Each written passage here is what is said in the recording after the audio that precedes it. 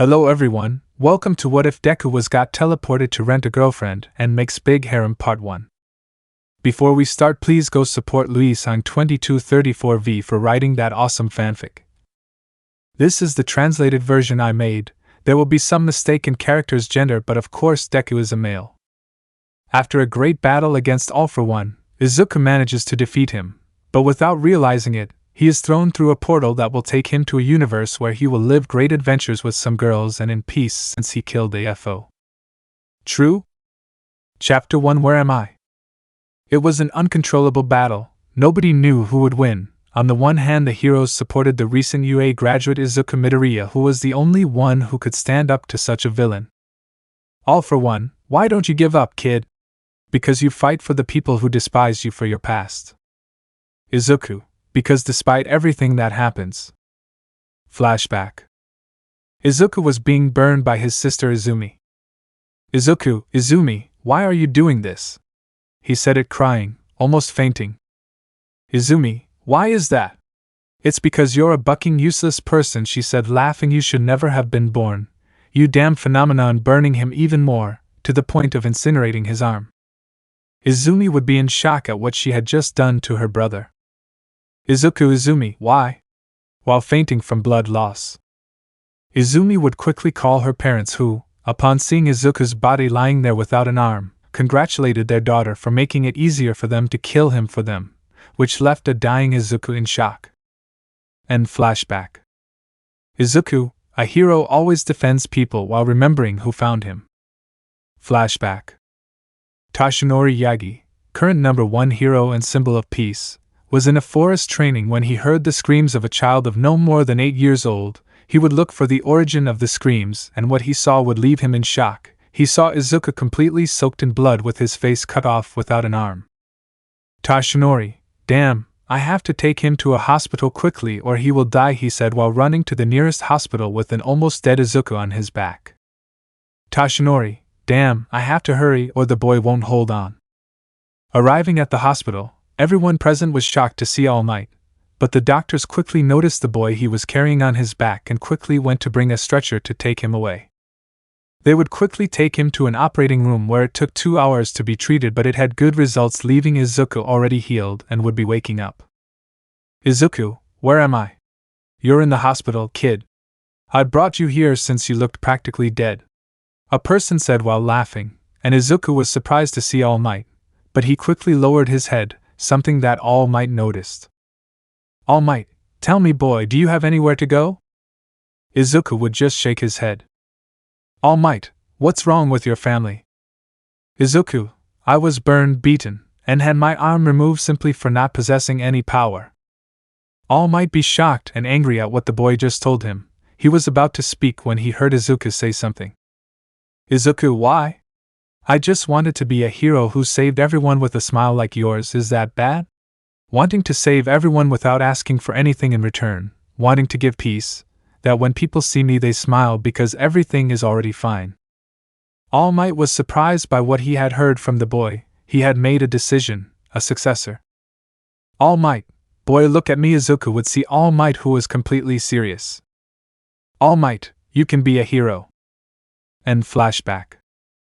Izuku, because he trusted me, and I don't plan on letting him down, because I know that in the afterlife he's watching me and he's going to beat me. All For One could no longer fight Izuku and resorted to his last card break it, grave mistake. All For One, you can't do anything anymore. Your family disappointed you and your father, your teacher, is dead. Do you know who killed him? I did it. I finished all Mig Argg was the scream he gave, astonishing everyone as he saw how Izuku had him with his hand through his chest, defeating him and killing him instantly. Izuku, it's over, while raising his fist in the air. Everyone was crying with happiness knowing that the biggest villain of all had died, but Izuku didn't even have time to react when a portal sucked him in. Everyone was shocked, thinking that the Deku hero had died after being swallowed by that portal. Reporter, what we just saw was how the hero Deku gave his life for us. He fought until the end and he succeeded. She said this while tears fell for the death of the hero. This is how the world said goodbye to the hero Deku, someone who died in battle defending everyone. Oh, at least that's what they thought. Who are you? Izuku was floating in a dark place not knowing what to do. Izuku, where am I? He said this almost fainted from the wounds inflicted by All for One. Izuku, what's going on? I was falling from the sky, at a very fast speed, but before hitting the ground I managed to activate the One for All and fall well. Izuku, where am I? He was confused, since there was no hero nearby, which seemed very strange to him. Izuku was walking when suddenly he came across a television station that was showing the news. Izuku thinking, how strange, not even a word from a hero. Izuku was about to leave when the television said something that shocked him. Television, this is a great night in Japan, the stars are shining, and it is a very quiet night. Now Izuku had realized that he was in Japan, but in his Japan, they would ask how he had come to that theory. Well. Flashback. Izuku, so you're telling me there's a multiverse? May, indeed. According to my theory, there is more than one universe where we are all equal but at the same time different, and we can access them by entering through wormholes. Izuku, shocked. That's great, May. May, I know. End flashback. Izuku thinking, so I'm in an alternate universe? Izuku was walking when he suddenly fell. He was already tired and very hurt from the battle against AFO, so he went to a park bench and fell asleep. The next day, Izuku was waking up in a hospital room. Izuku, what am I doing here? He said, confused as he remembered having fainted on a park bench. Doctor, I brought you here, kid, he said, looking at the green-haired boy with a smile. You were really hurt. Would you mind telling me what happened? He said without removing his smile. Izuku, yes, of course. Then he would proceed to tell him everything that happened in the fight against AFO, to which the doctor would be very surprised by what in his eyes was the reality that the boy had just invented. Doctor, I see, you have a slight bruise with hallucinations from what I see. Izuku, no, they are not hallucinations, I actually have powers, he said, taking out his green rays. It must be said that the doctor was impressed by what had just happened. Had he seen a boy releasing green rays from his body? Doctor, impressed boy, how did you do that? Izuku, I already told you this is my quirk. I also have another one for instant super regeneration. Doctor, can you show it to me? Incredulous. Izuku, of course, and that Izuku would proceed to record the scalpel that was next to him and opened his entire chest. The doctor scared by what the green-haired man had just done, but then he was impressed to see that smoke was coming out of his wound and then it was gone. Doctor, wow boy, you are amazing. I promise not to tell anyone but with one condition, he said, looking seriously at Izuku. Izuku, which one? He said, looking seriously at the doctor for what he would ask him, but then he calmed down for what he asked him. Doctor, I want you to tell me where you come from. Izuku, okay. Izuku would proceed to tell him everything about his world and his past. It must be said that the doctor was impressed and sad about the green-haired boy's past. Doctor, you're telling me that in your world, at the age of 4, everyone develops powers and being a hero is a profession, but you didn't have powers. That's why your family beat you, burned you, and mistreated you to the point of almost killing you. Izuku, yes, with a face of not caring about anything. The doctor had a drop of sweat because of how cold the boy was when answering. Doctor, and tell me boy, he said, looking at Izuku, do you have a place to stay? Izuku, I don't have any place at the moment. Doctor, I see, he said, smiling, and wouldn't you want to live with me while you manage to find somewhere to stay? Izuku, really sir, thank you very much? Izuku said with a smile from ear to ear. Doctor, you're welcome kid, so get your things ready because we're leaving. Izuku, yes sir, he said happily. Then Izuku and the doctor left the hospital towards the doctor's apartment, which was like this. Doctor, hey Izuku, if you want, sleep and tomorrow you will go see the city. Izuku, okay, tomorrow I'll go. He wished the doctor good night and went to the room he had been given. It was 10 at night and Izuku still couldn't sleep, so he decided to grab a black hood, the mask of his suit, and go out on patrol. Izuku felt the wind on his face because of the speed he was going with the One for All. This place needs a hero, and that will be me, he thought to himself. Izuku kept running when suddenly he heard a scream from one of them. Help, he said it, almost crying. Assailant 1, Come on girl, don't be shy, you'll have fun. Assailant 2, yeah, so shut up already. He was going to slap her, but he felt his hand being grabbed. Everyone was shocked by what they were seeing. They were seeing a boy about the same age as the girl he wanted to grape, producing green rays from his body. Robber 2, what the hell are you? He said it between scared and angry. Izuku, nah, you don't care who I am. But what does matter is that I'll plow you, he said with a smile that scared the two thieves and they ran away in terror. Izuku, hey girl, are you okay? He said it with a smile that would relax and make the girl blush. Why yes, blushing. Izuku, and tell me your name, he said without removing his smile. Mizuhara, M. Mizuhara, Chizuru Mizuhara. Izuku, okay Mizuhara, he said, widening his smile and making her blush even more. Come back home soon. I don't want anything to happen to you. Mizuhara, are you worried about me? She said, blushing. Mizuhara, yes, thank you very much, she said, calmer but still blushing.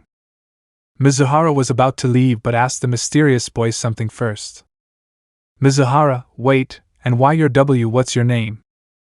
Izuku, I'm sorry, I can't reveal my identity, he said as he left a trail of green rays.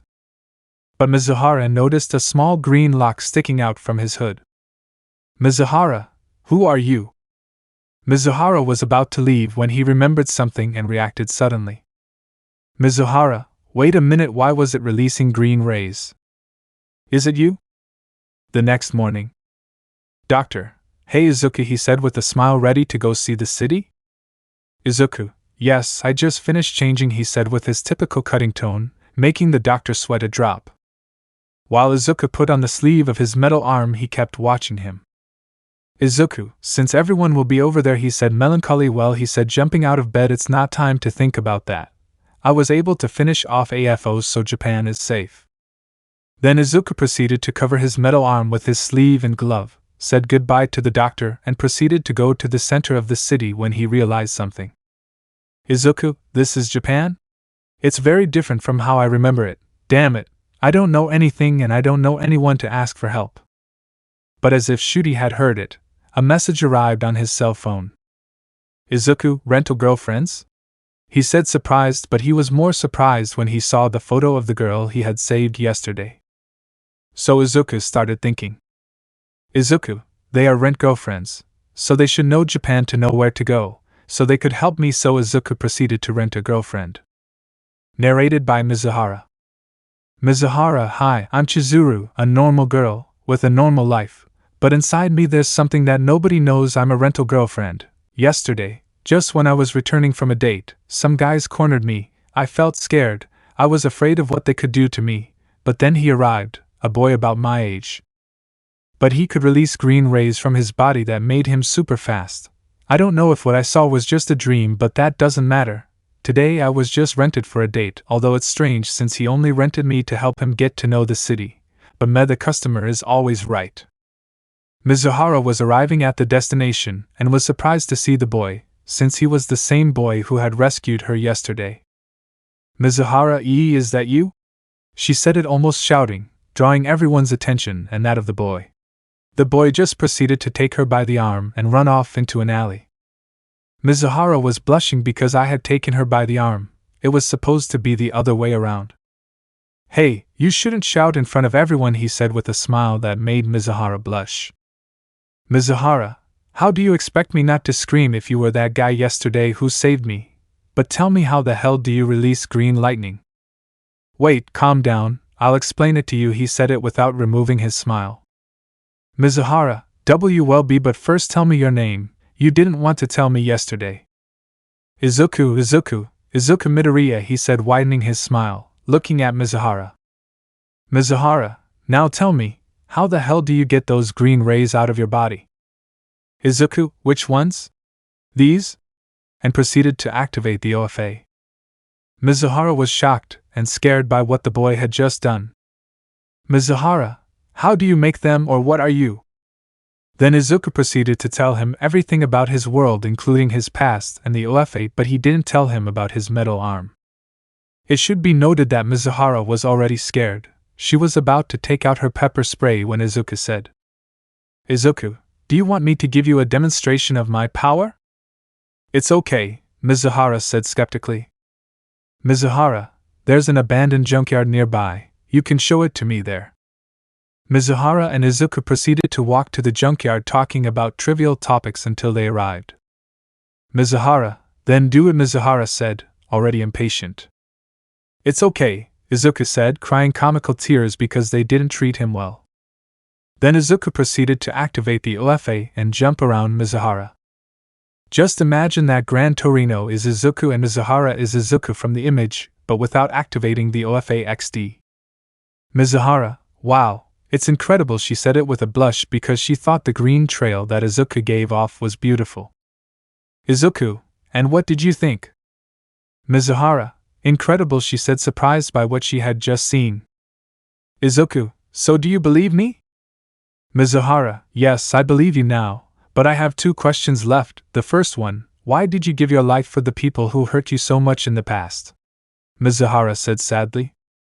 Izuku, with a smile, looking at the sky because that's what a hero does. Mizuhara was surprised by the green-haired boy's responses and happy because he didn't hold any grudges.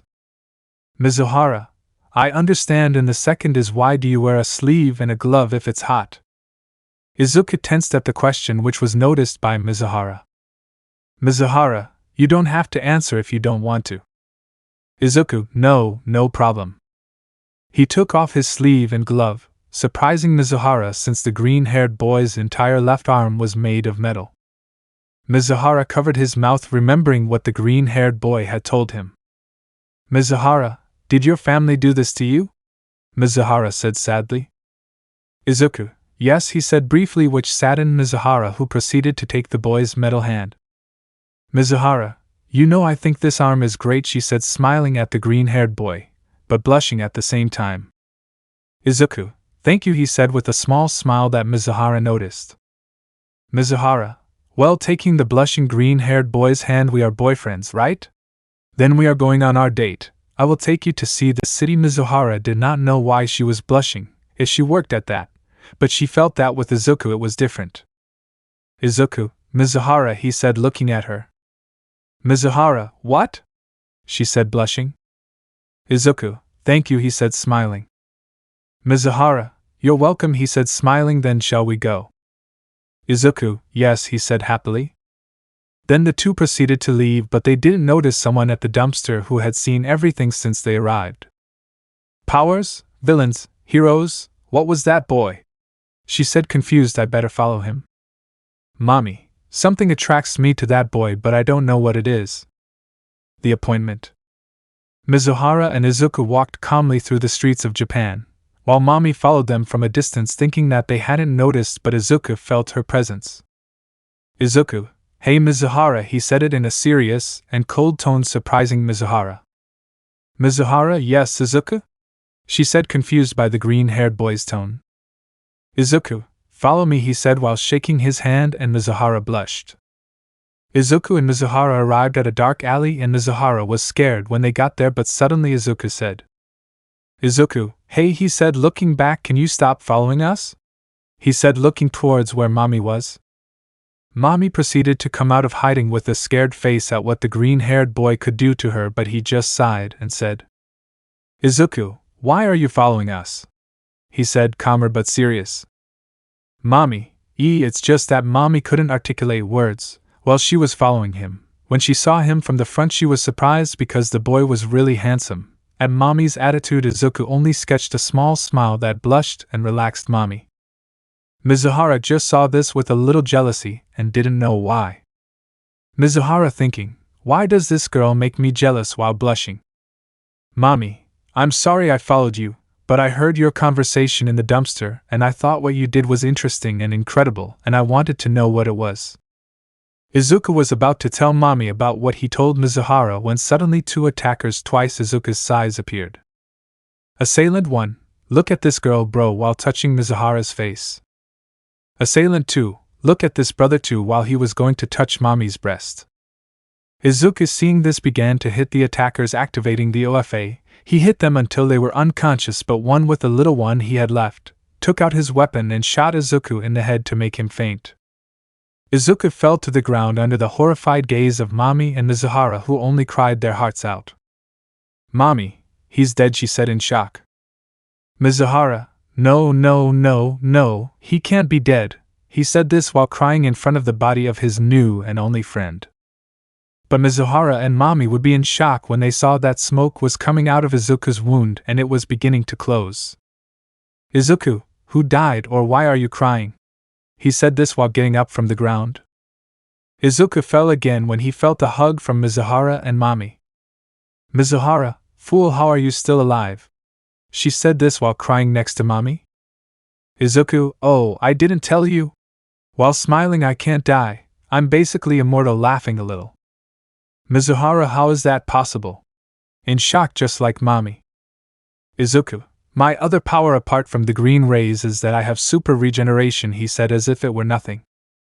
Mizuhara was shocked but then reacted. Mizuhara, "So you're immortal, huh?" With a disturbing smile next to Mami. Izuku, "It's already bucked up," he said it, accepting his fate. 2 hours later. Amami and Mizuhara were seen walking, and even Izuku with 3 bumps on his head. Izuku, "Seriously, so much violence was necessary," rubbing his head. Mizuhara, "Fool, I cried for you, I suffered your death," she said it, making a pout that for Izuku's eyes was tender. Mizuhara blushed as she felt Izuku's arms surrounding her. Izuku, "I'm sorry, I know I had to tell you this," he said this looking down since Mizuhara was smaller than him. Mizuhara, "Okay, I'll forgive you, but on one condition," he said it with a smile. Izuku, "What?" Mizuhara, "Come with me tomorrow to see my grandmother at the hospital," she said, thinking that Izuku would say no, then she would ask for another date since she knew that Izuku could not refuse. But then Izuku answered her. Izuku, "It's okay," he said as if nothing. Mizuhara, "What?" Izuku, "I said okay, what time should I pick you up?" Mizuhara, "Let's exchange numbers and I'll let you know," she said this with a slight blush. Then they proceeded to exchange numbers, while Mami watched all that with a tender pout that Izuku noticed. Izuku, "Do you want one too?" he said, spreading his arms. Mami, "Yes," she said, smiling. Mami blushed as she felt the warmth and the boy's chest. Mizuhara just looked at this with a small, unnoticeable vein on his forehead and jealousy.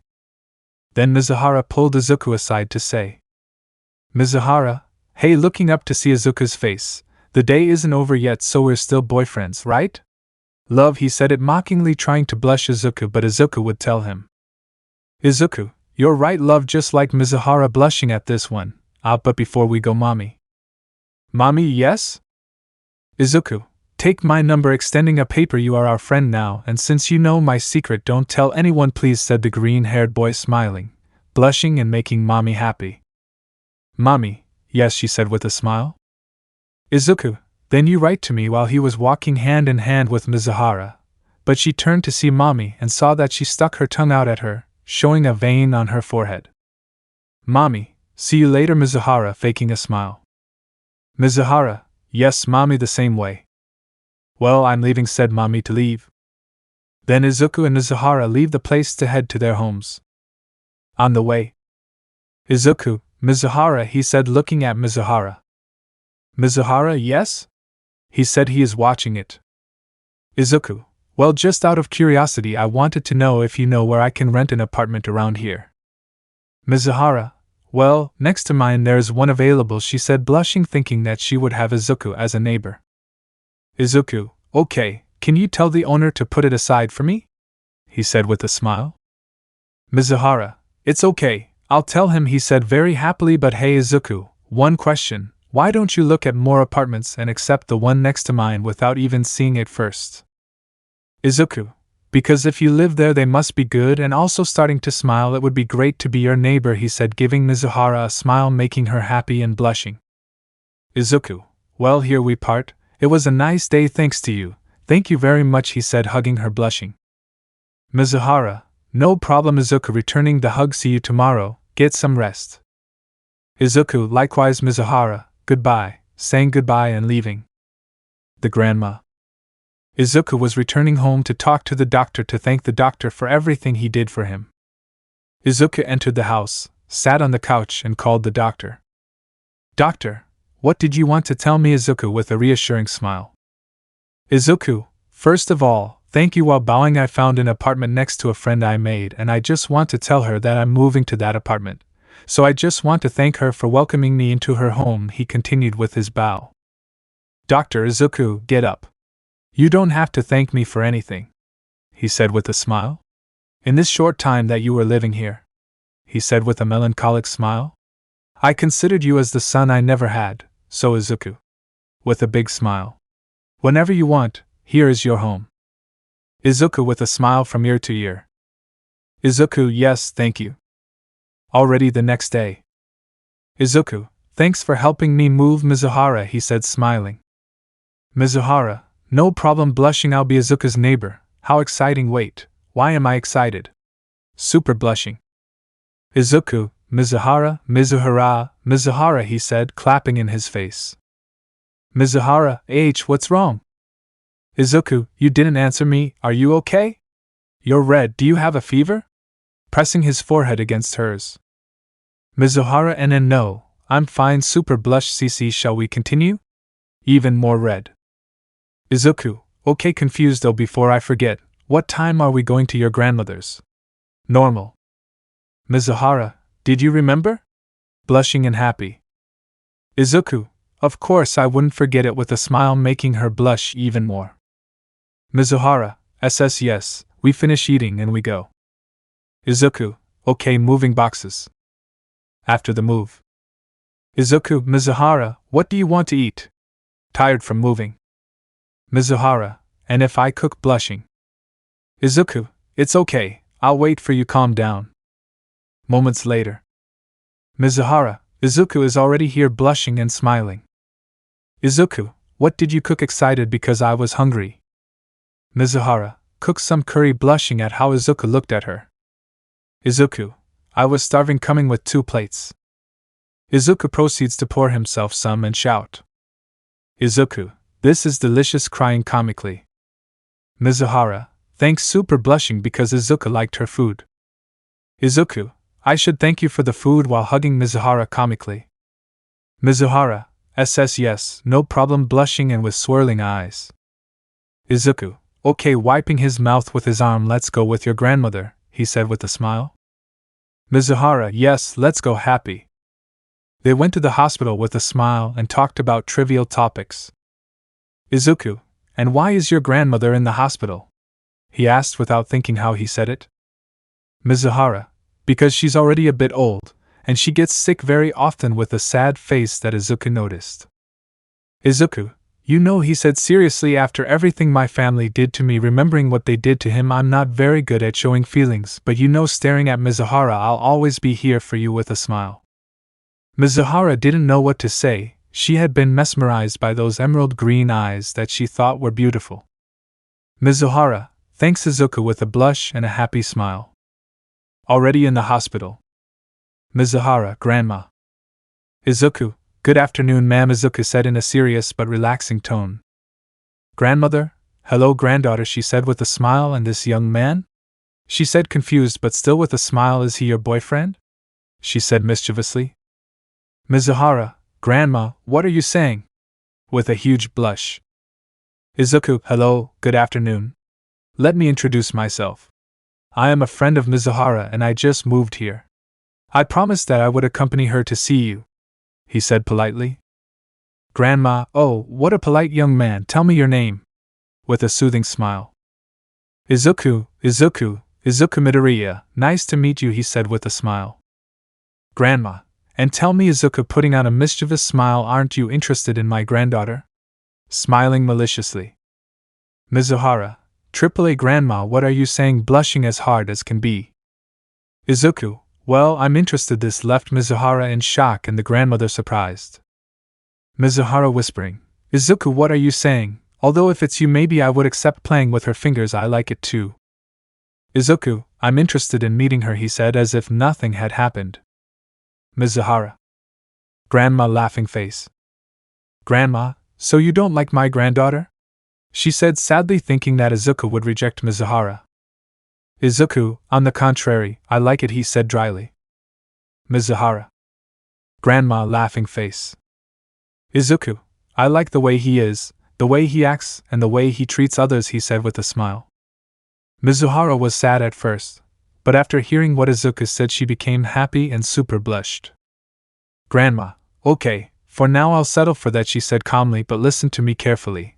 Take care of her, she said seriously and with a somber tone. Izuku, with my life even though I can't die, Izuku said thinking. Mizuhara turned red again upon hearing that Izuku would give his life for her. In her eyes that meant that he cared. Grandma, okay Izuku, I'm glad to hear that now, more relaxed. Well, I think you have to leave, it's going to be late, and you have to go drop my granddaughter off at her house, she said mischievously.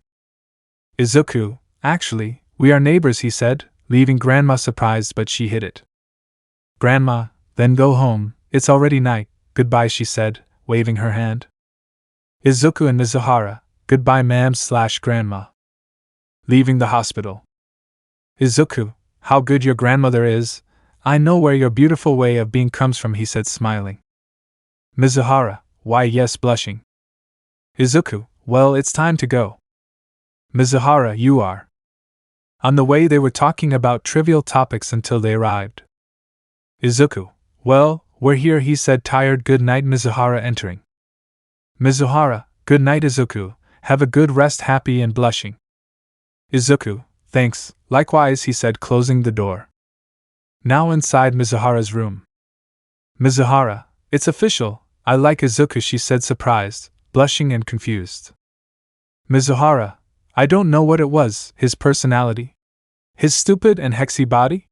I don't know, he said scratching his head. Mizuhara, I'd better solve it tomorrow, he said to go to bed but with his face still red. Why? Watchman.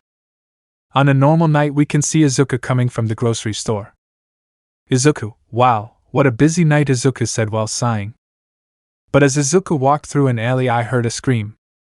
Help, a girl said holding her chest while a man cornered her.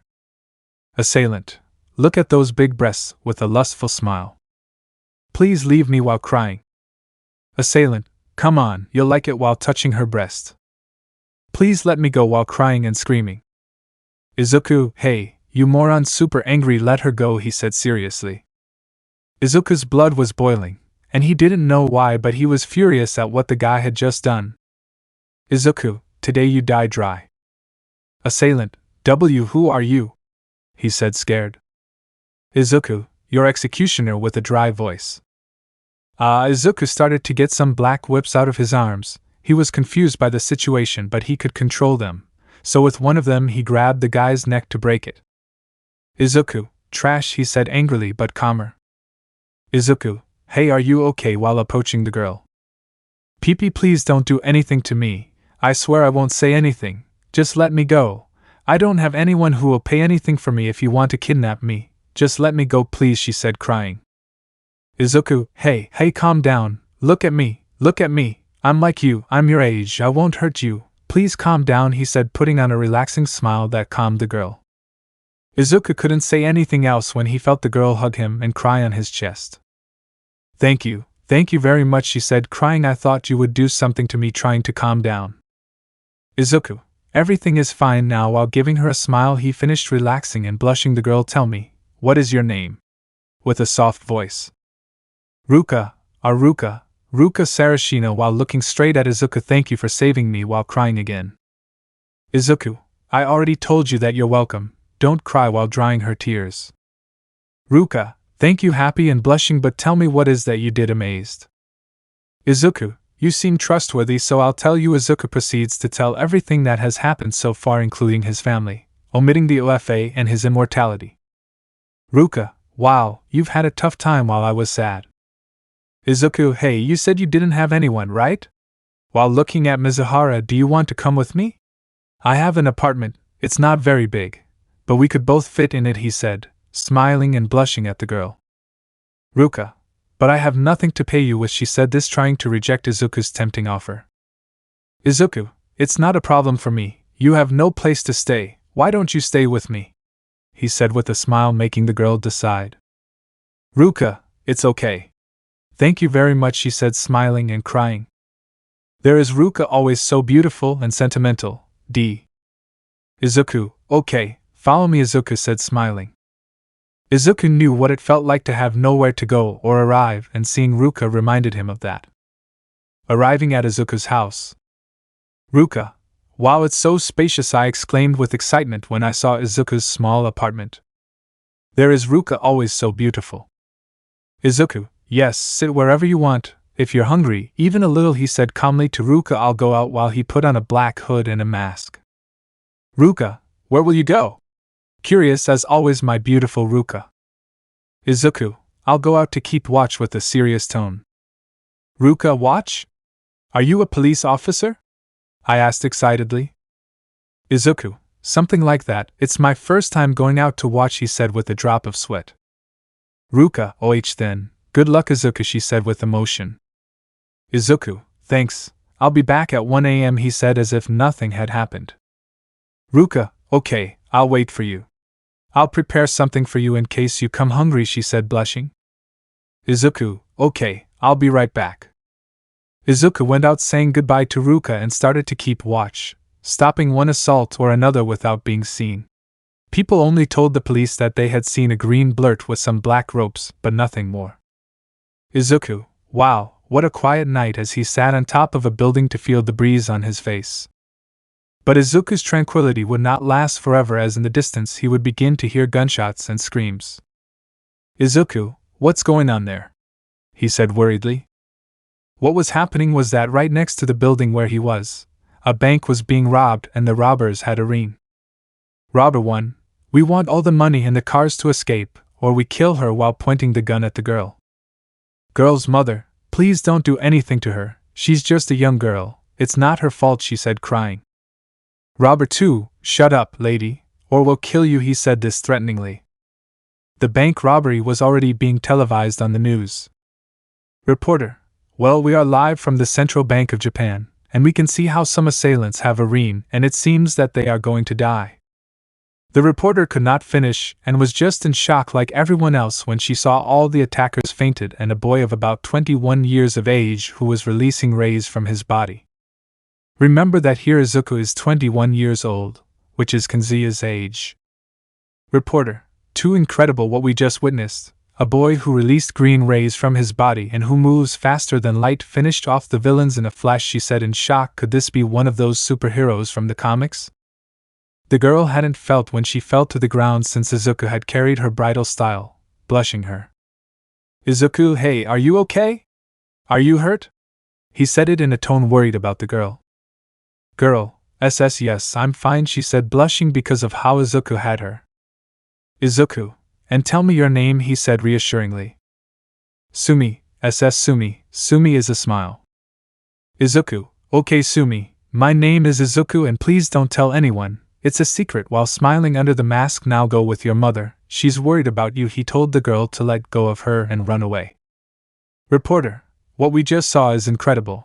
A boy with superpowers defeated 3 armed robbers and defeated a queen in a flash and left, she said in shock. Izuku, damn, I got a lot of attention. I think it's time to go back to Ruka, he said while smiling. Now at Izuku's house. Izuku, Ruka, I'm home, he said to enter. Mizuhara, so Ruka, hey? He said it in a threatening tone, making Izuku's hair stand on end. Izuku, Mizuhara scared, it's not what it seems, he said, moving his hands. Mizuhara, I come back from work and all I want is to eat with you and you're with another girl. He said with a gloomy tone. Ruka, no, that's not it. Izuku saved me from a thug who wanted to hurt me and offered me a place to live while he found a place to stay. Ruka said, blushing. Mizuhara, I see, then do you want to eat? He said with a smile. Ruka and Izuku, with a drop of sweat, oh okay. To study. A month had already passed since Izuku had arrived in the new world, and in that month many things happened. Izuku was shopping and meet Sumi again, and she recognized him by the lock of hair that had come out just when he left. Flashback. Sumi was leaving to do her lunch shopping and saw that she was late getting home, and to shorten the route she decided to go down an alley. Sumi, okay, I'll go this way to get there faster, she said hurriedly. Sumi entered the alley when suddenly 3 guys cornered her. Type 1, hey girl, with a lustful smile, what a short skirt, he said looking at Sumi. Guy 2, and if we take it away from her, he said, smiling lustfully. Type 3, yes, he holds her and covers her mouth with a handkerchief now, yes, so that no one hears her with a dirty smile. Sumi, she said, almost scared, almost crying. Type 3, trying to touch her breast, hey, don't resist, she knows you like it. He couldn't finish because his hand was cut by a black mass, and he fell to the ground. Ah, damn it, he said, writhing in pain. Type 1, who was it? He said, scared. Show yourself.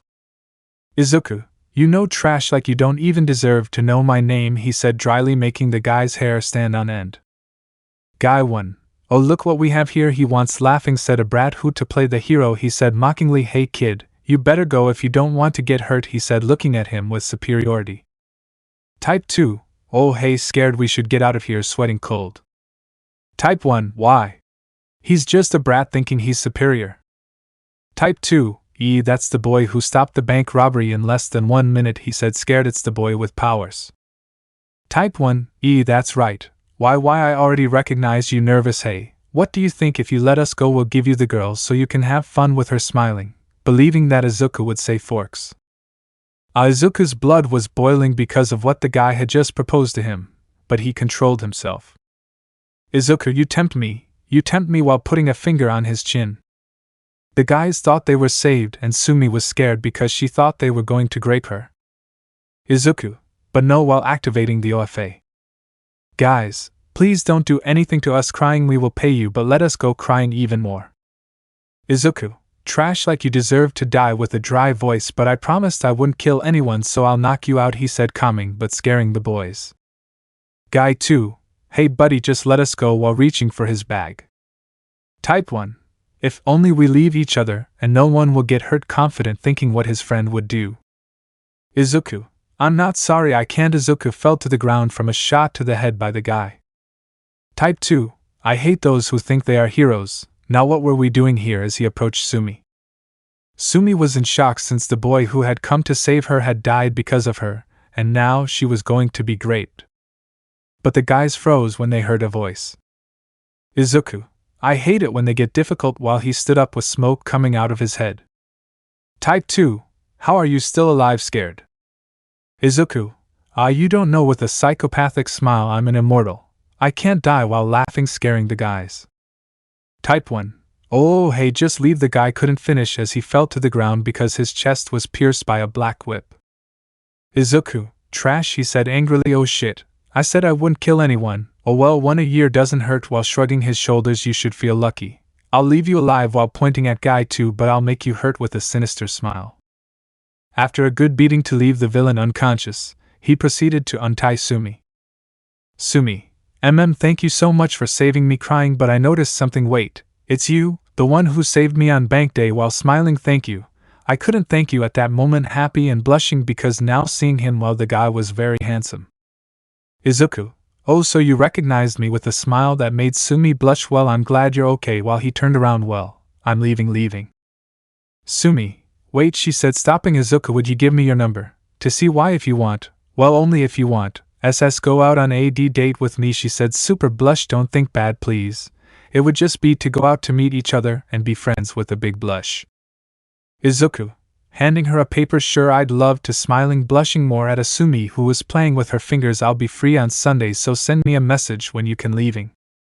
Sumi, yes, looking as Izuku was jumping, my hero, with a smile and a blush. End flashback. In those days, Izuku had also lived more with Mizuhara and Ruka. On Mizuhara's side, she was trying to find a way to declare her love to Izuku. Flashback. We see an Izuku and a Mizuhara on their way to the cinema. Mizuhara, oh hey Izuku, she said with a big blush and playing with her fingers, how about watching this one, pointing to a movie called Will You Be My Boyfriend? With an obvious message from Mizuhara to Izuku. Izuku, okay, he said without paying much attention to the name. You go get the tickets and I'll get the food, going to buy popcorn and soda. Mizuhara, I see that I don't get the message, sad. Well, since that's it, I'll try again next time, resigning. Izuku, okay, let's go with some extra large popcorn for him. Mizuhara, how come you don't gain weight? She said in shock at everything Izuku was carrying. Izuku, Well, as you know, my power is an improvement of my physical qualities. It also has repercussions on me, since I need a lot of energy to not get exhausted, he said, explaining his quirk. Mizuhara, oh, I understand, he said, still thinking about what Izuku was telling him I could attract him with my food. Mizuhara said, thinking about how he can conquer Izuku, blushing. Izuku, well, let's go in with a smile, making Mizuhara blush. Mizuhara, yes, let's go, she said happily and with a big blush. And flashback. And with Ruka I had also had some moments bringing them even closer to each other. Flashback. Ruka, hey Izuku, tell me yes while pouting. Izuku, what's wrong, Ruka? He said with a calm smile, making Ruka blush. Ruka, come study with me while making eyes puppy. Izuku, why don't I need it? He said, confused by what Ruka was asking him. Ruka blushed. It's because I told a group of idiotic girls who bother me that I have a handsome and strong boyfriend and that I will come to study next semester, she said, blushing. Izuku, why are you lying? Izuku said, pulling the cheeks of a blushing Ruka. Ruka, it's just that they always bother me by telling me that I'll never get a boyfriend because I'm too small, she said, pouting, and it bothers me. Izuku, resigning. Okay, I'll go, just because I need to go to college for a job and I don't think they'll validate my registration from my other world, he said, finishing resigning himself. Ruka, so you're going, she said excitedly. Yeah, she said, jumping on top of Izuku. Thanks. Izuku. Okay, but get down, with a small smile that Ruka noticed. Ruka, but you really like it, cuddling up to the green-haired boy, blushing him, something that didn't go unnoticed by Ruka, who blushed when she saw that Izuku blushed with her. Ruka, getting up. Well, it's time to sleep and rest since you start next week, she said, already forgetting what had just happened. Izuku, if you're right, lying down on the bunk bed while Ruka was on top. Ruka, looking at the ceiling. Hey Izuku, she said, calling the green-haired boy. Izuku, yes? He said this. Ruka, thank you, she said, smiling. Izuku, why? He said, confused. Ruka, for letting me live with you, she said, smiling. You feed me and fulfill my every whim when I want something, laughing. Sorry if I'm a burden, she said, looking at the ceiling. Izuku, Ruka, he said, thinking about what his friend just told him. You know, he said, looking at Ruka. Hand, are you? Izuku, I'm cold because of what my family did to me, how they treated me and what happened, he said, smiling melancholically, but you see me normal. And you don't criticize me and you help me a lot, he said, smiling. Truly thank you for being with me, Ruka. Good night, I love you, he said in a whisper that Ruka could hear, blushing. Ruka, Izuku, I love you too, throwing herself on him, squeezing all the air out of him. Ruka, oops, sorry, she said, smiling, blushing. You don't mind if I sleep with you down here, she said, smiling, blushing. Izuku, okay, resigning, but don't move too much. Ruka, okay, she said, hugging the green-haired boy and snuggling into his chest. We look like a couple, Ruka thought, blushing. Izuku just smiled, something that Ruka saw and made her happy, knowing that Izuku didn't mind her hugging him. I think I like you, Izuku, Ruka thought, blushing. And flashback. Mizuhara, what, she said in shock, are you going to study? Izuku, yes, he said, as if nothing. I will go with Ruka to Central University, he said, exciting Mizuhara. Mizuhara, you will go to my university, she said excitedly and blushing. Izuku, yes, he said dryly, I will pretend that I am Ruka's boyfriend, pointing to Ruka, who blushed at what Izuku said. Mizuhara, what this jealous woman said. Izuku, it's so they don't keep bothering her. Why?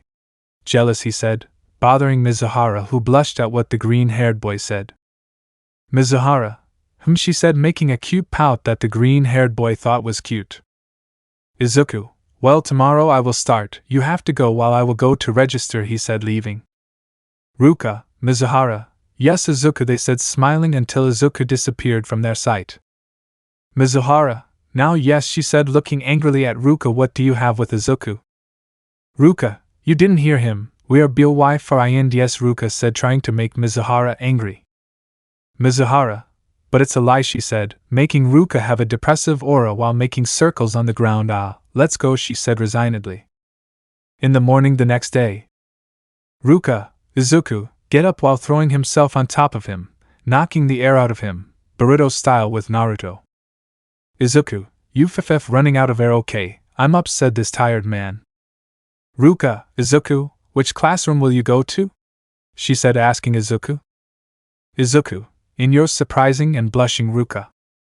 Ruka, yai, she said excitedly, but blushed as she remembered something. Remember that you have to pretend that you are my boyfriend so that they do not keep bothering me, she said, making Izuku blush a little, which didn't go unnoticed by her.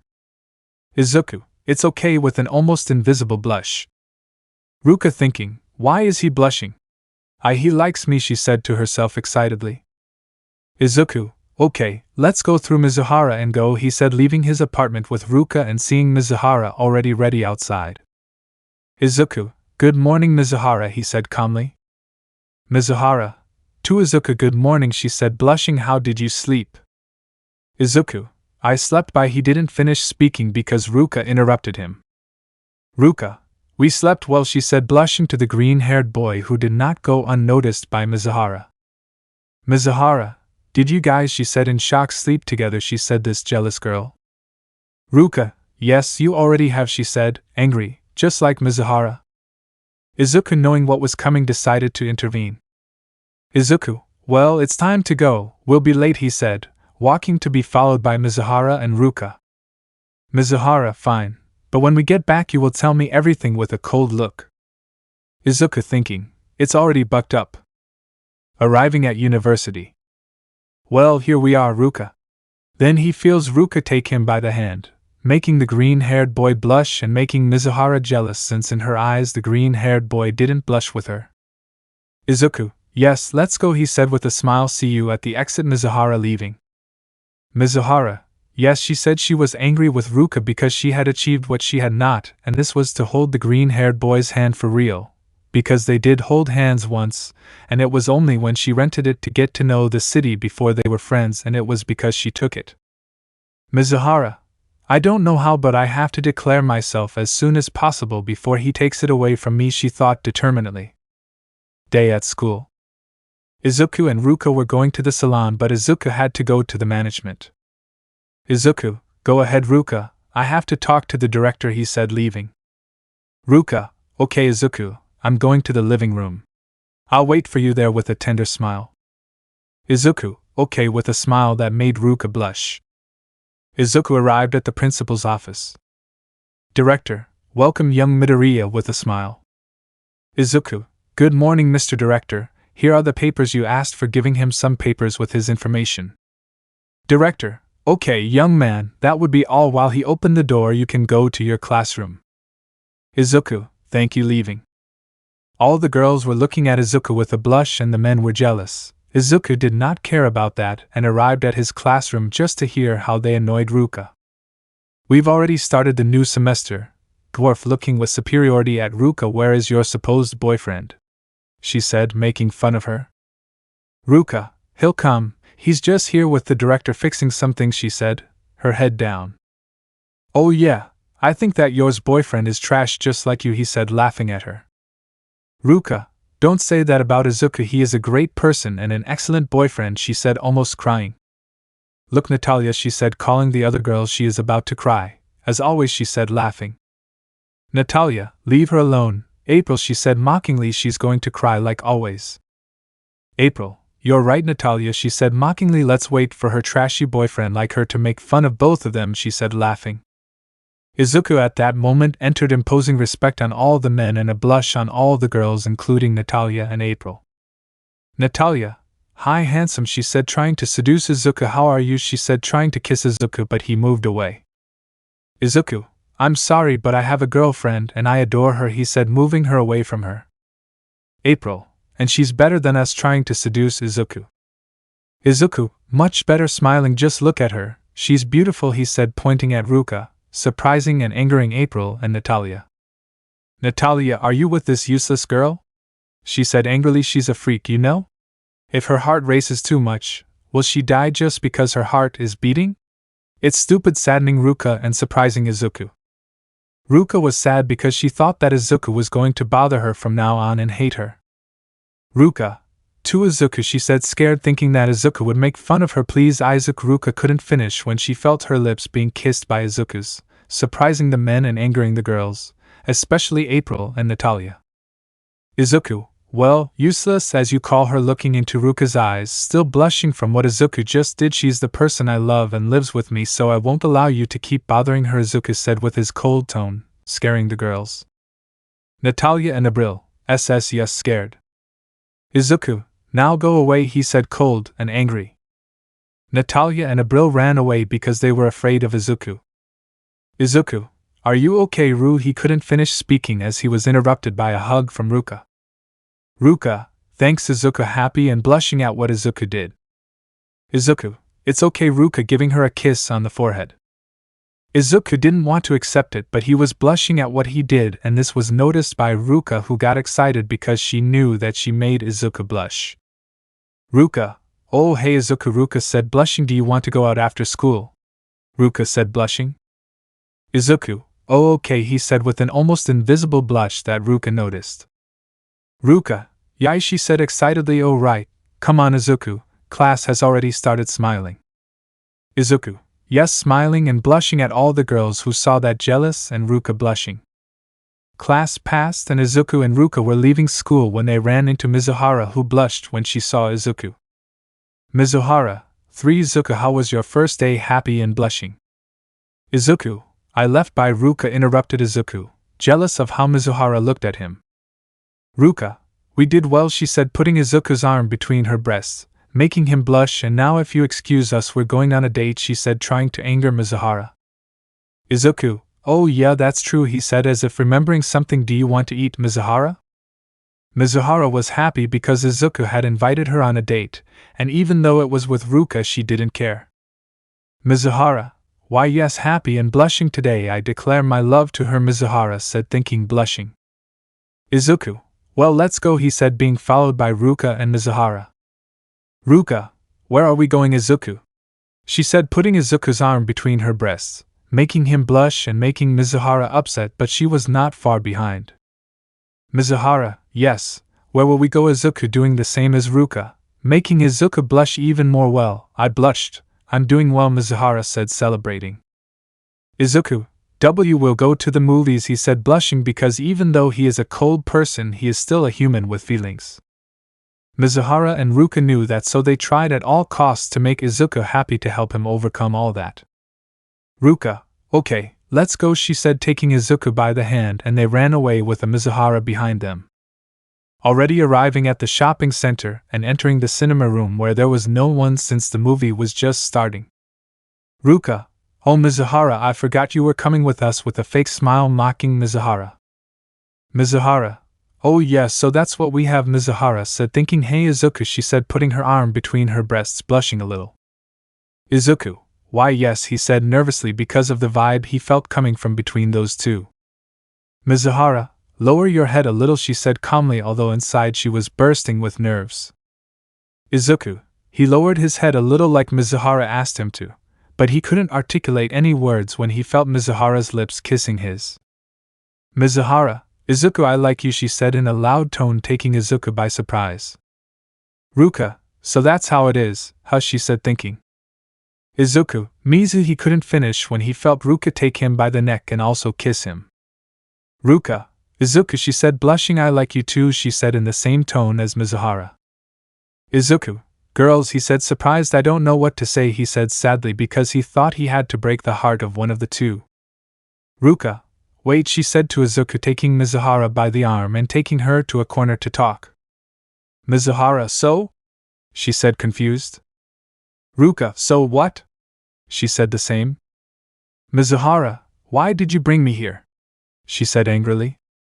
Ruka, yeah, I wanted to propose something to you, she said, looking at Mizuhara, since we both love Izuku and neither of us could be without him. How about sharing him, she said, blushing, making Mizuhara blush. Mizuhara, okay, but how are we going to tell him? She said, confused about how they would tell Izuku. Ruka, leave it to me, she said. Izuku, come, she said, calling Izuku. Ruka, we thought we'd share you, she said, this as if it were nothing, surprising Izuku.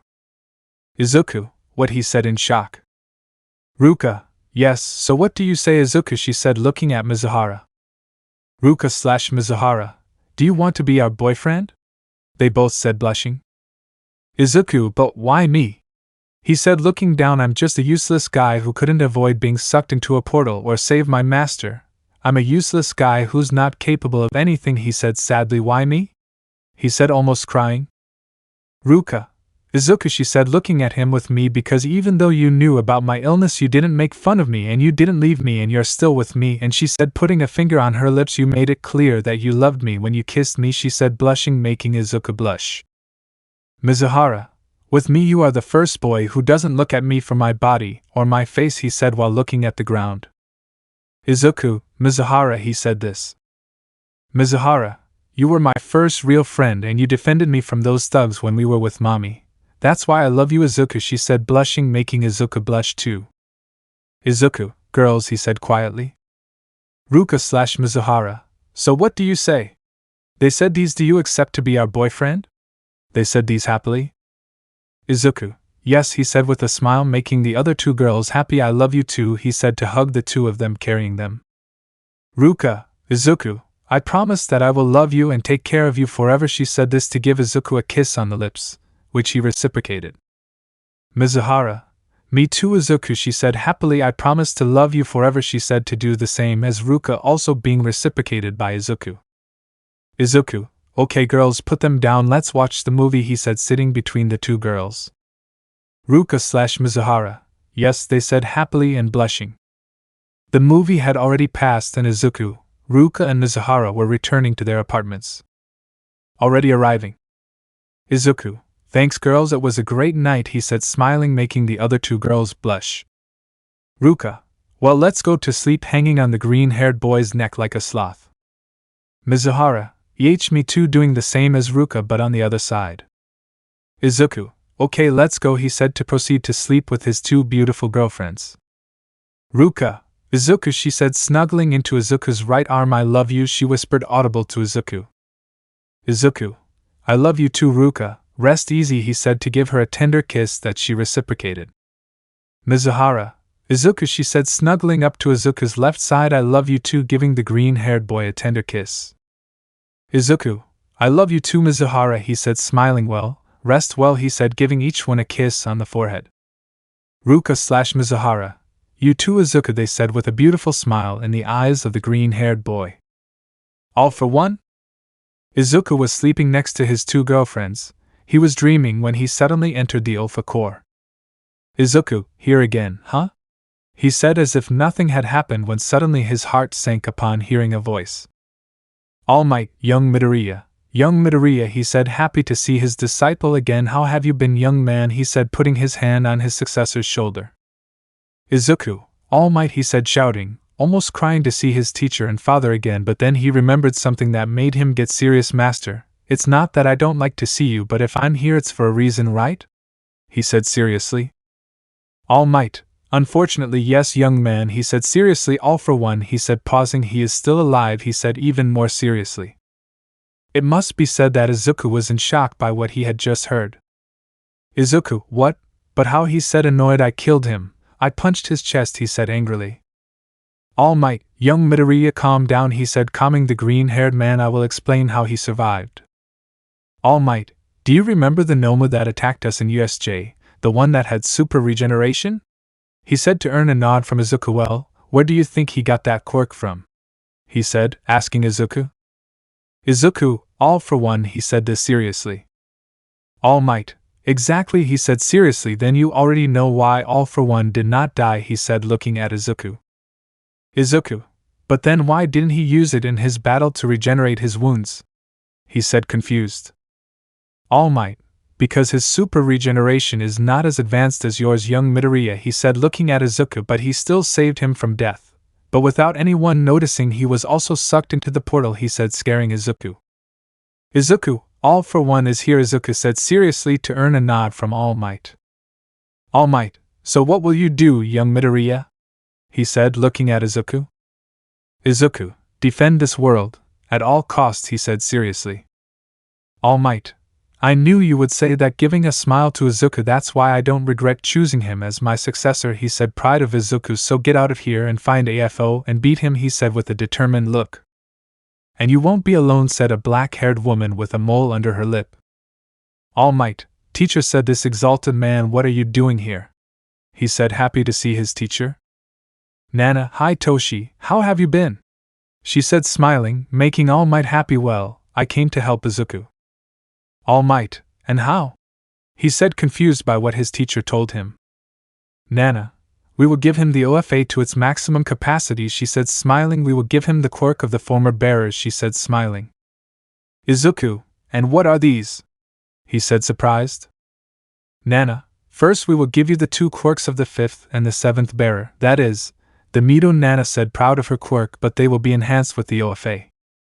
Izuku, and which ones would these be? Izuku said curiously. Nana, first quirk, Black Whip, she said with an epic voice. They will be placed around your arms like ropes, and you can use them to disable enemies or swing from one place to another, she said, finishing explaining. Izuku, I remember seeing those black ties manifest before, but I didn't know what they were or how to control them, but thanks for explaining it to me, this curious guy said. Nana, you're welcome, boy, she said, happy. And then the second quirk will be mine, she said, returning to her epic voice. My quirk is called Levitate, she said. Amazing, Izuku, with this power you will be able to fly and float at great speeds like Gran Torino, she said, melancholic for remembering her friend since this one is powered by the OFA. Izuku, thank you very much, Nana Shimura, he said this with respect. I promise to defeat All for One and bring peace to this world, he said, this one fading little by little. Izuku, wait, this excited man said, I still have a lot to ask. This one said, sad to leave. How are these powers controlled? This one said, asking. Nana, you'll have to find out, boy, because now, pausing dramatically. All Might / Nana, it's your turn, they said in unison, making a serious Izuku say. Izuku, I won't let you down, Nana, master, he said with respect. All Might, I know you're not, young man. By the way, I'm proud of everything you've done and take care of your girlfriends, he said. Proud of Izuku, you're like a son to me, he said, making Izuku proud. Izuku, yes, Dad, he said, shedding tears in his sleep, also being noticed by Ruka and Mizuhara, who had gotten up because of how much Izuku moved. Izuku, he opens his eyes suddenly, getting up, scaring Ruka and Mizuhara. Ruka, are you okay, Izuku? She said while hugging him. Mizuhara, why were you crying? He said. He is doing the same thing as Ruka. Izuku, do you remember what I told you about my power that was passed down from generation to generation and all the memories of the former bearers were kept in it? This exalted man said. Ruka, yes, I remember that. Mizuhara, me too, she said, but what does that have to do with it? This curious woman said. Izuku, I saw them, he said seriously. Ruka / Mizuhara, what they said, you screaming. Ruka, how did you see them? She said, amazed. Izuku, yes, 2 of them, the 7th carrier already, he said, lowering his head, being noticed by the 2 girls and my father, Izuku said. Ruka / Mizuhara, what they said in shock. Mizuhara, now I know why you were crying, she said, drying the green-haired boy's tears and giving him a kiss on the lips. And what did Izuku say to you? Ruka, yes, Izuku, what did he say to you? They said curiously. Izuku, okay, first of all, I'll tell you how I got here, he said, looking at the other 2 girls.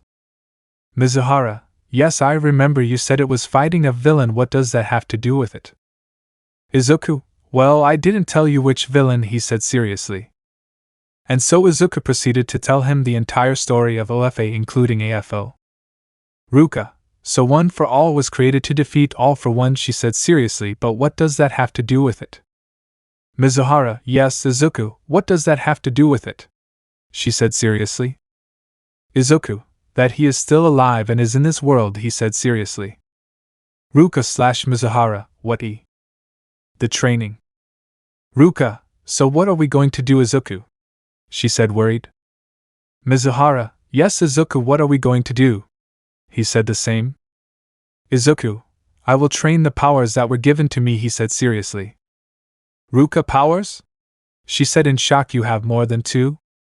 Izuku, I have 4, he said with a poker face, but I have to train 2, he said, this determined one.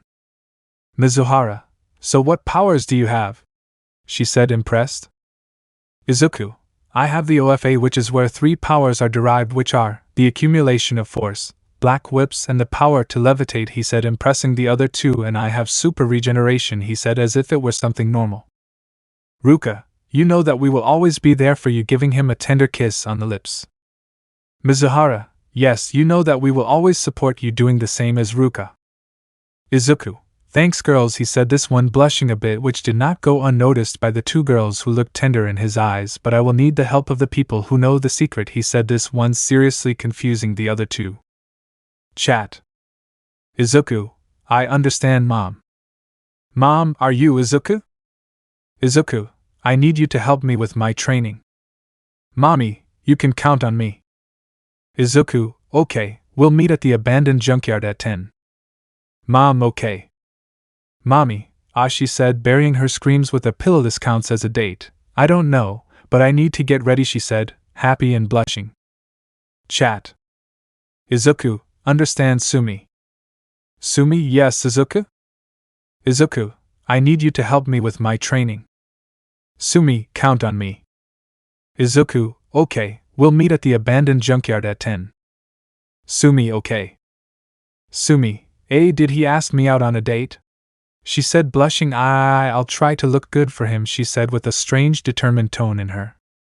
Izuku, well, I already told you that we would meet at the abandoned junkyard at 10, Izuku said, looking at Ruka and Mizuhara.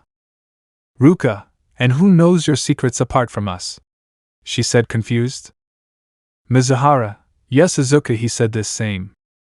Izuku, well, one is called Mommy, he said, this to be interrupted by Mizuhara. Mizuhara, oh, the girl who followed us, and you gave her your number, as if it were nothing, she said with a clear tone of jealousy that Izuku didn't notice. Izuku, yes, he said, as if nothing, and also a girl that I saved twice and recognized me called Sumi, he said, finishing explaining. Ruka, oh well, she said with jealousy. Mizuhara, then we will have to put a mark on you so they know you are ours, she said the same. Izuku, CCC girls? He said this to try to run but was knocked down by Ruka and Mizuhara, who launched themselves at him and left hickeys all over his neck. Ruka, job done, he said with a smile. Mizuhara, so they'll know not to mess with Taigo, she said with an angelic smile but with a dark aura. Izuku knew he couldn't get rid of that one, so in revenge he decided to play a little joke on them.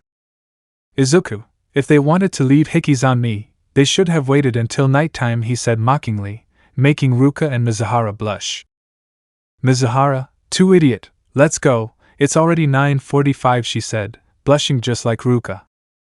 Izuku put a scarf around his neck before leaving, causing Ruka and Mizuhara to laugh. Izuku, very funny, right?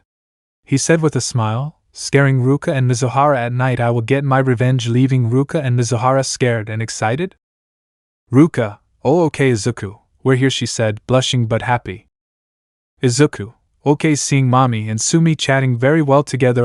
Mommy, Sumi, how are you, he said, giving a smile that made the two aforementioned girls blush. Sumi, to Izuku, how are you? She said, stuttering and blushing. Mommy, hi Izuku, how do I look, flirty?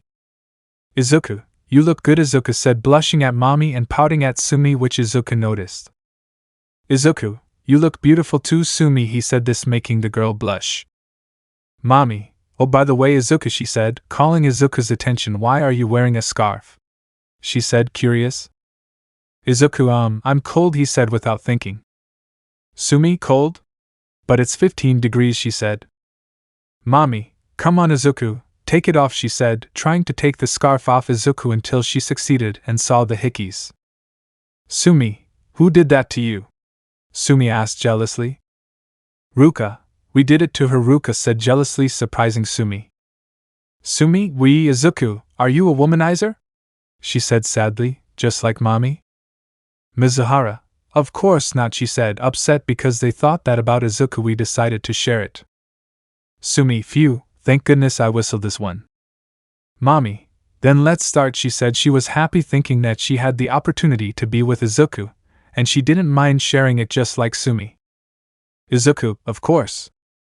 So they spent the whole day training. Izuku lifted heavy objects and also lifted the girls to scare them a little, but this found them fun, so Izuku played with them until he got tired and decided to practice Nana's quirk and thus he was able to fly at high speeds like Gran Torino, but the training day was over. Izuku, today was a great day, he said, smiling and blushing at Mami and Mizuhara. Well, time to go, he said, with a Mizuhara holding his arm and Iruka on his back. Izuku and the girls were already leaving when suddenly Sumi spoke. Sumi, Izuku, she said, stuttering nervously, would you like to go out with me tomorrow, she said, almost shouting. Ruka/Mizuhara, nod. Izuku, okay Sumi, I'll send you a message tomorrow at 10, he said, smiling, blushing but making Sumi happy. Sumi, yes, I'll see you tomorrow, she ran away. Izuku thinking, how cute, Izuku thought.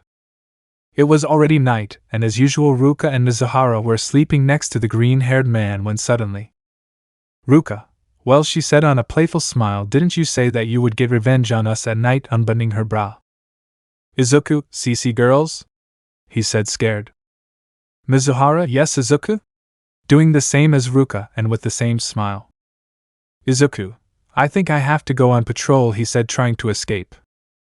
Izuku couldn't do anything since Ruka and Mizuhara threw themselves at him, you know. Ruka/Mizuhara, we'll have fun tonight, they said with a perverted smile. Izuku, since he said as the main character, not the prince that he is.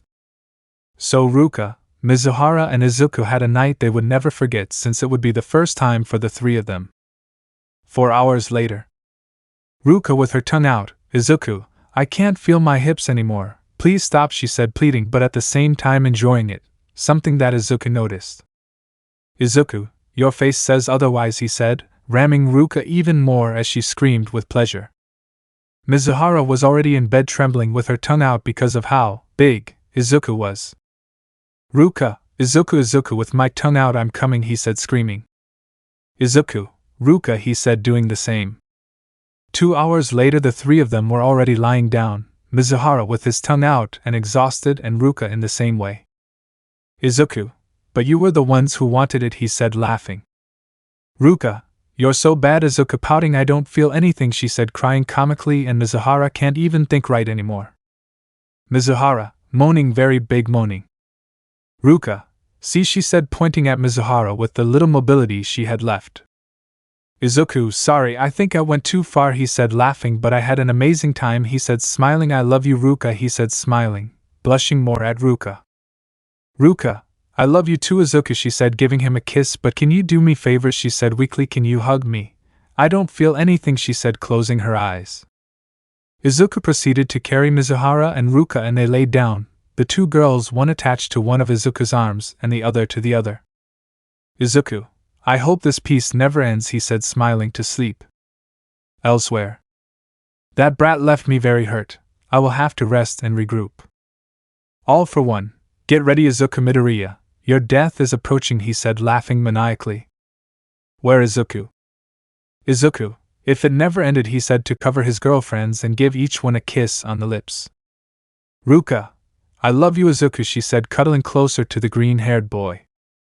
Mizuhara, I love you too, doing the same and giving him a short kiss on the lips. Izuku, me too, girls, rest. He said happily to sleep next to his beautiful girlfriends without knowing that a huge evil was approaching. Quote with Sumi. Izuku was already leaving his house after making an appointment with Sumi. Flashback chat. Izuku, hey Sumi, we'll meet today at the Central Park at 1 p.m. Sumi, yes, I will arrive. Izuku, okay, we'll see each other, take care. Sumi, yes. Sumi, after finishing the chat, buried her face in the pillow to start screaming. Sumi, she said, blushing, I don't know what to wear, she said, scared, but she said, hugging herself, I'm going out with Izuku, she said with a big smile. End flashback. Izuku was arriving at the park when he meets a very cute Sumi. Izuku, hello, he said, turning his head a little so that Sumi wouldn't see his blush, but she noticed it. Sumi, hello Izuku, she said, stuttering, blushing deeply when she saw how handsome Izuku looked. Izuku, hey Sumi, he said with an almost impossible blush that Sumi noticed. Sumi, aron devimliz, she said with a blush. Sumi thinking, why am I blushing is because I look good, she said happily. Izuku, You look beautiful, Sumi, he said with a small blush that Sumi noticed and became happy. Sumi, thank you, Izuku, she said, blushing but happy. Just pretend to smile. Izuku, we'll go bowling, he said, making Sumi happy, which Izuku noticed. You've never been there before, right? He said with a smile, making Sumi blush. Sumi, no, I've never been there, she said, curious about what it was like. Izuku, well, let's go, he said, taking Sumi by the hand and making her blush. Sumi, why yes, she said happily but blushing. Izuku and Sumi were walking, talking about trivial topics, and more than one or another blushed at Sumi. Izuku, okay, try it, he said, looking at Sumi with a bowling ball. Sumi was going to throw the ball but accidentally slipped. She closed her eyes waiting for the fall, but she felt some arms holding her by the waist. Izuku, are you okay, Sumi, he said, holding Sumi. Sumi didn't feel at what moment, but her face approached the green-haired boy's, and she gave him a kiss on the lips.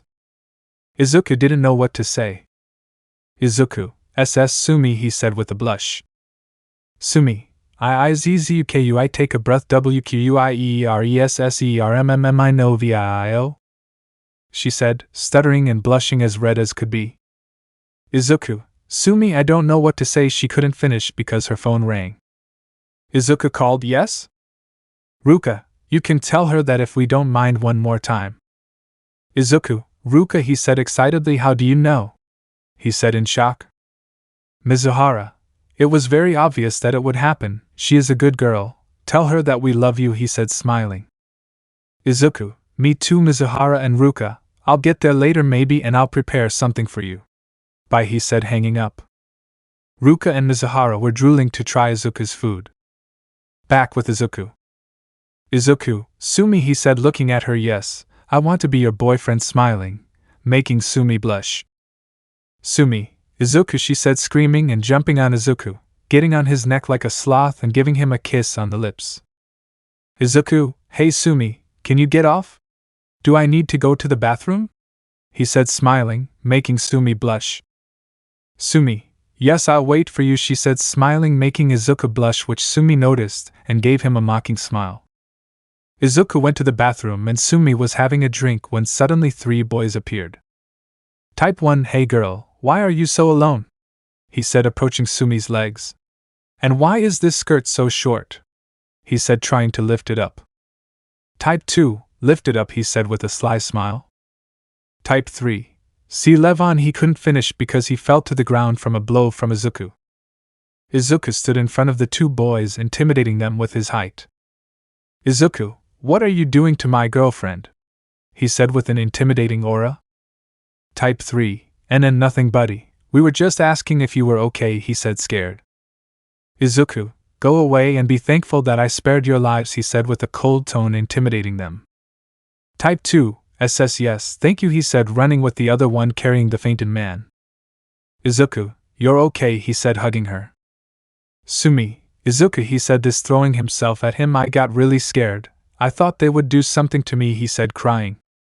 Izuku, as long as I'm with you, he said, giving her a kiss, nothing will happen to you, he said with a calm and a smile, making Sumi blush. Sumi, why yes, she said, kissing Izuku. Izuku, okay, let's go, we still have to go to the mall. Izuku and Sumi left the bowling alley and went to the mall. They walked around and Izuku bought a necklace for Sumi, who blushed because Izuku gave her the chain, but they continued their journey and then arrived at Izuku's house where he met Ruka and Mizuhara. Ruka, hi, how did it go? She said, giving Izuku a kiss. Mizuhara, approaching Sumi, you asked him, he said with a smile. Sumi, yes, she said, blushing. Mizuhara, well, shaking Sumi's hand, welcome to the family, he said, smiling, making Sumi happy. Sumi, thank you, she said happily and blushing. Izuku, well, let's eat, Izuku said, putting on an apron. Ruka, Mizuhara, Sumi, yes, they said, drooling. 4 hours later. Sumi, Izuku, keep going like that, she said, moaning as Izuku rammed her, and Ruka and Mizuhara were passed out with their tongues hanging out. Izuku, as you wish, he said, whispering and biting her ear, exciting Sumi. Sumi, keep going like that, she said, shouting. Elsewhere. All for one, Izuku, Midoriya, where are you? he said, shouting angrily, I will find you and kill you, with a grim smile. Returning. Sumi, Izuku, I come with my tongue out. Izuku, me too, he said, coming out of Sumi, spilling everything on her hair. Sumi, Izuku, I love you, fainting from pleasure. Izuku, I love you too, Sumi, he said, smiling, and proceeded to place Ruka, Sumi, and Mizuhara next to him and cover them with the sheets, giving each one a kiss on the forehead. Izuku, I love you girls, he said, lying down. The three, us too, Izuku cuddling up to him.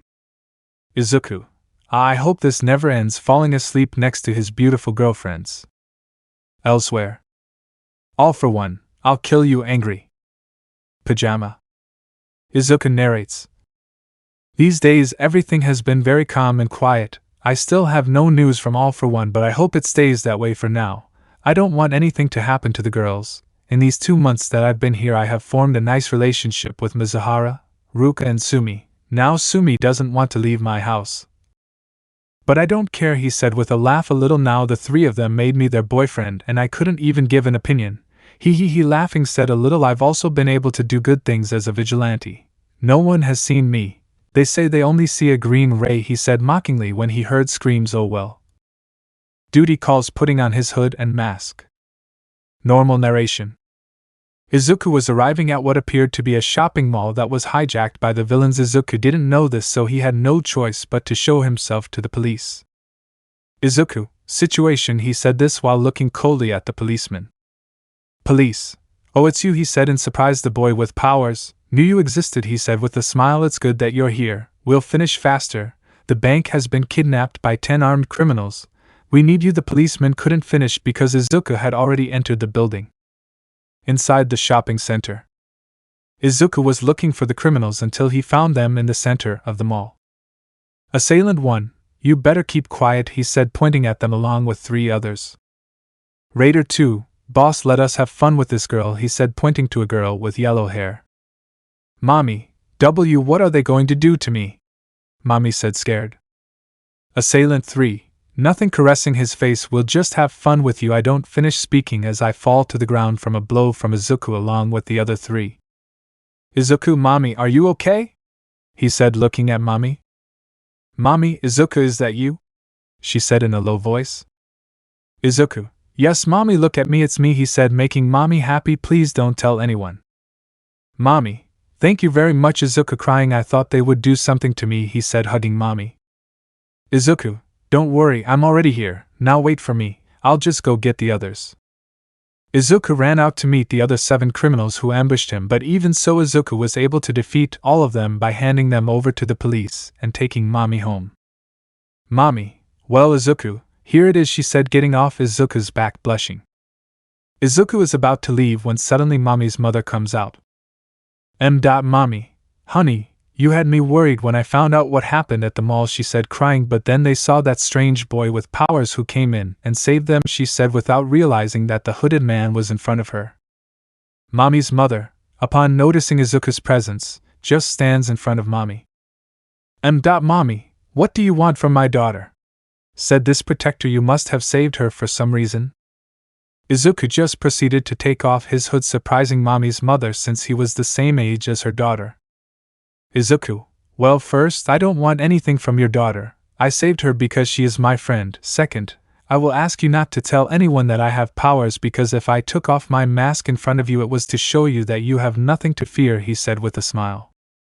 Mommy, yes, Mom, Izuku was the one who saved me. If it weren't for him, I don't know what the villains would have done to me, hugging Izuku. Mommy. Then young man bowing, I thank you for saving my daughter, crying, she is the only thing I have left after the death of my husband, she said this to surprise Izuku. Mommy, he said, sobbing. Izuku, lady, get up, he said, helping the lady get up. Your daughter is my friend, the best, I would say, he said, making a happy Mommy, and if necessary, I would give my life for her even though I can't die, Izuku thought. Mommy just kept blushing because of what Izuku had just said. Izuku, okay, Mommy, I'll send you a message one of these days to go out, he said with a smile, blushing. Mommy, see you, ma'am. Mom, wait, don't you want to stay for lunch? She said with a smile.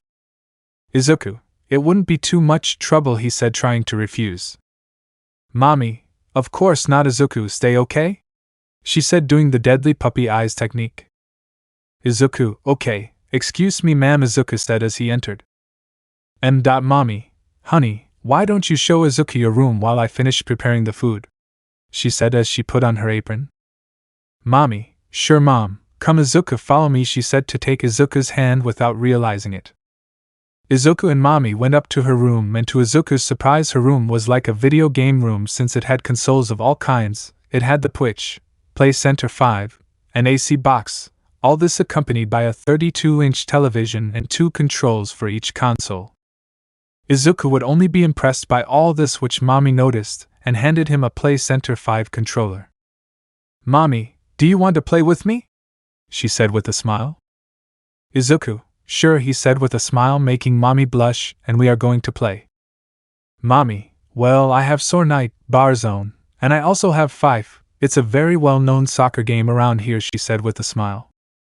Izuku, well, in my other world it was called FIFA, but what are we waiting for? Let's play, he said with a smile, blushing at Mommy.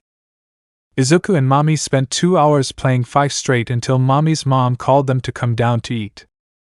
Mommy, lovebirds, the food is ready, she said in a mocking way, making Mommy blush heavily and Izuku a little, which Mommy noticed.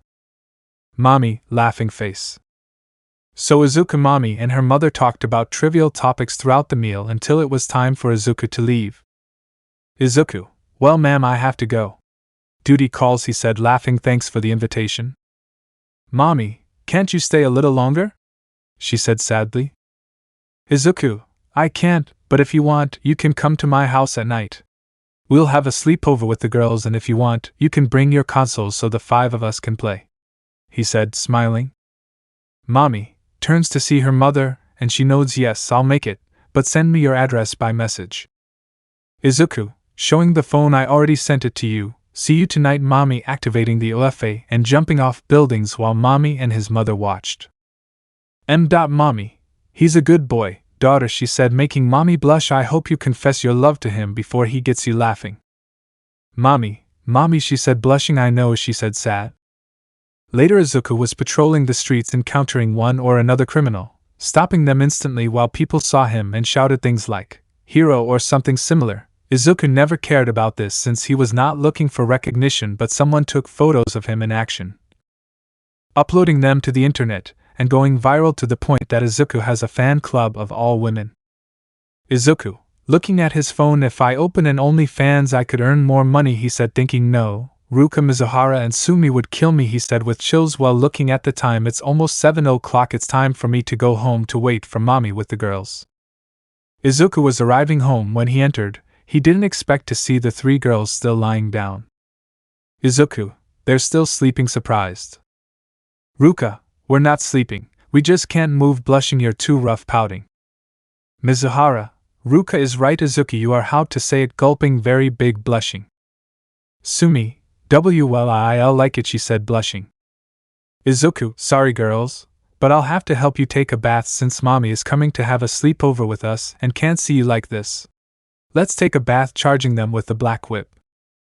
Izuku and his girlfriends entered the bathroom to get into the shower all together since it was big enough when the 3 girls said, the 3 of us, Izuku, we were left wanting a little more. The 3 of us said, blushing.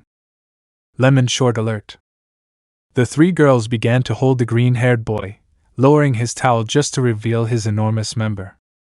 Ruka, very big, she said with hearts in her eyes as she started licking it. Mizuhara started kissing Izuku and Sumi started helping Ruka, and between the 2 they gave Izuku a Russian.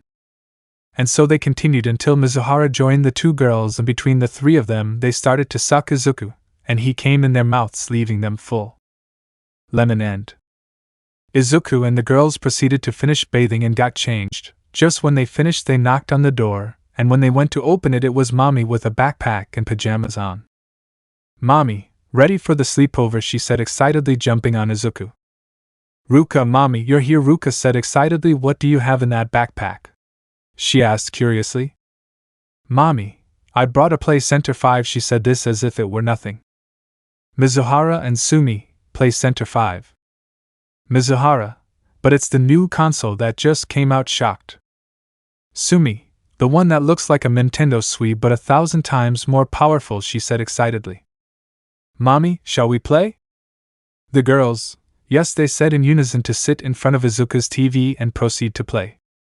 The boys spent the whole night sleeping until they were exhausted and fell from exhaustion. Everyone was already sleeping when suddenly Mommy gets up and stands next to the green-haired boy.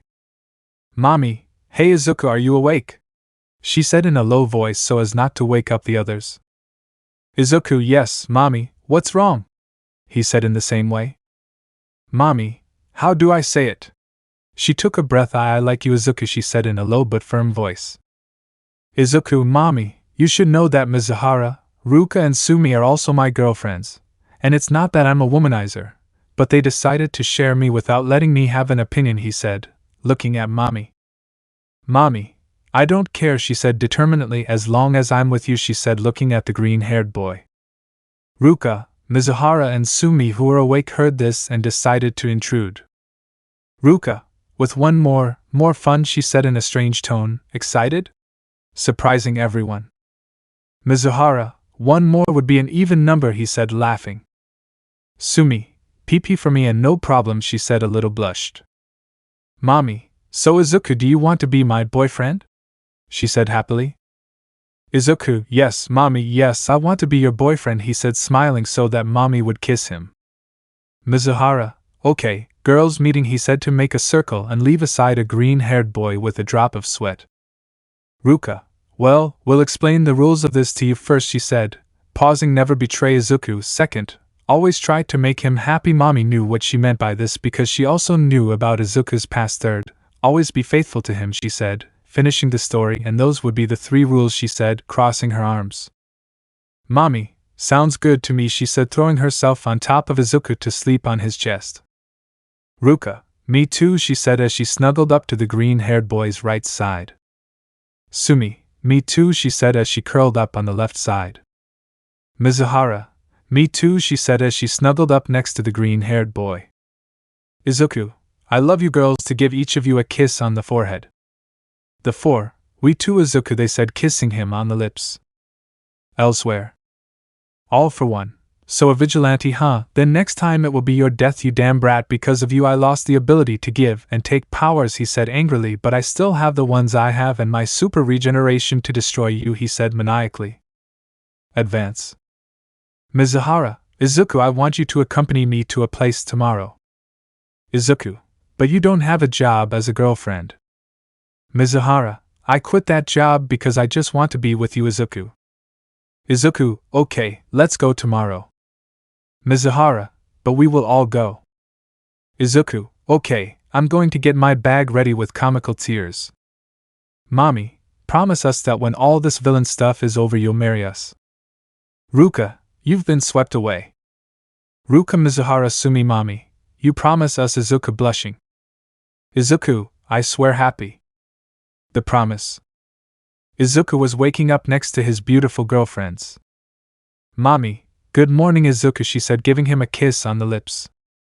Ruka, good morning Izuku, she said this to hug Izuku from behind. Mizuhara, good morning Izuku, she said from the kitchen. Sumi, good morning, she said this one from the kitchen too. Izuku, hey girls, what are you doing? He said with doubt. Mizuhara, we are preparing some sandwiches and we are going out somewhere, so it is better than you get ready, she said smiling. We rented a car, she said, surprising Izuku. Izuku, do you know how to drive? He asked with doubt.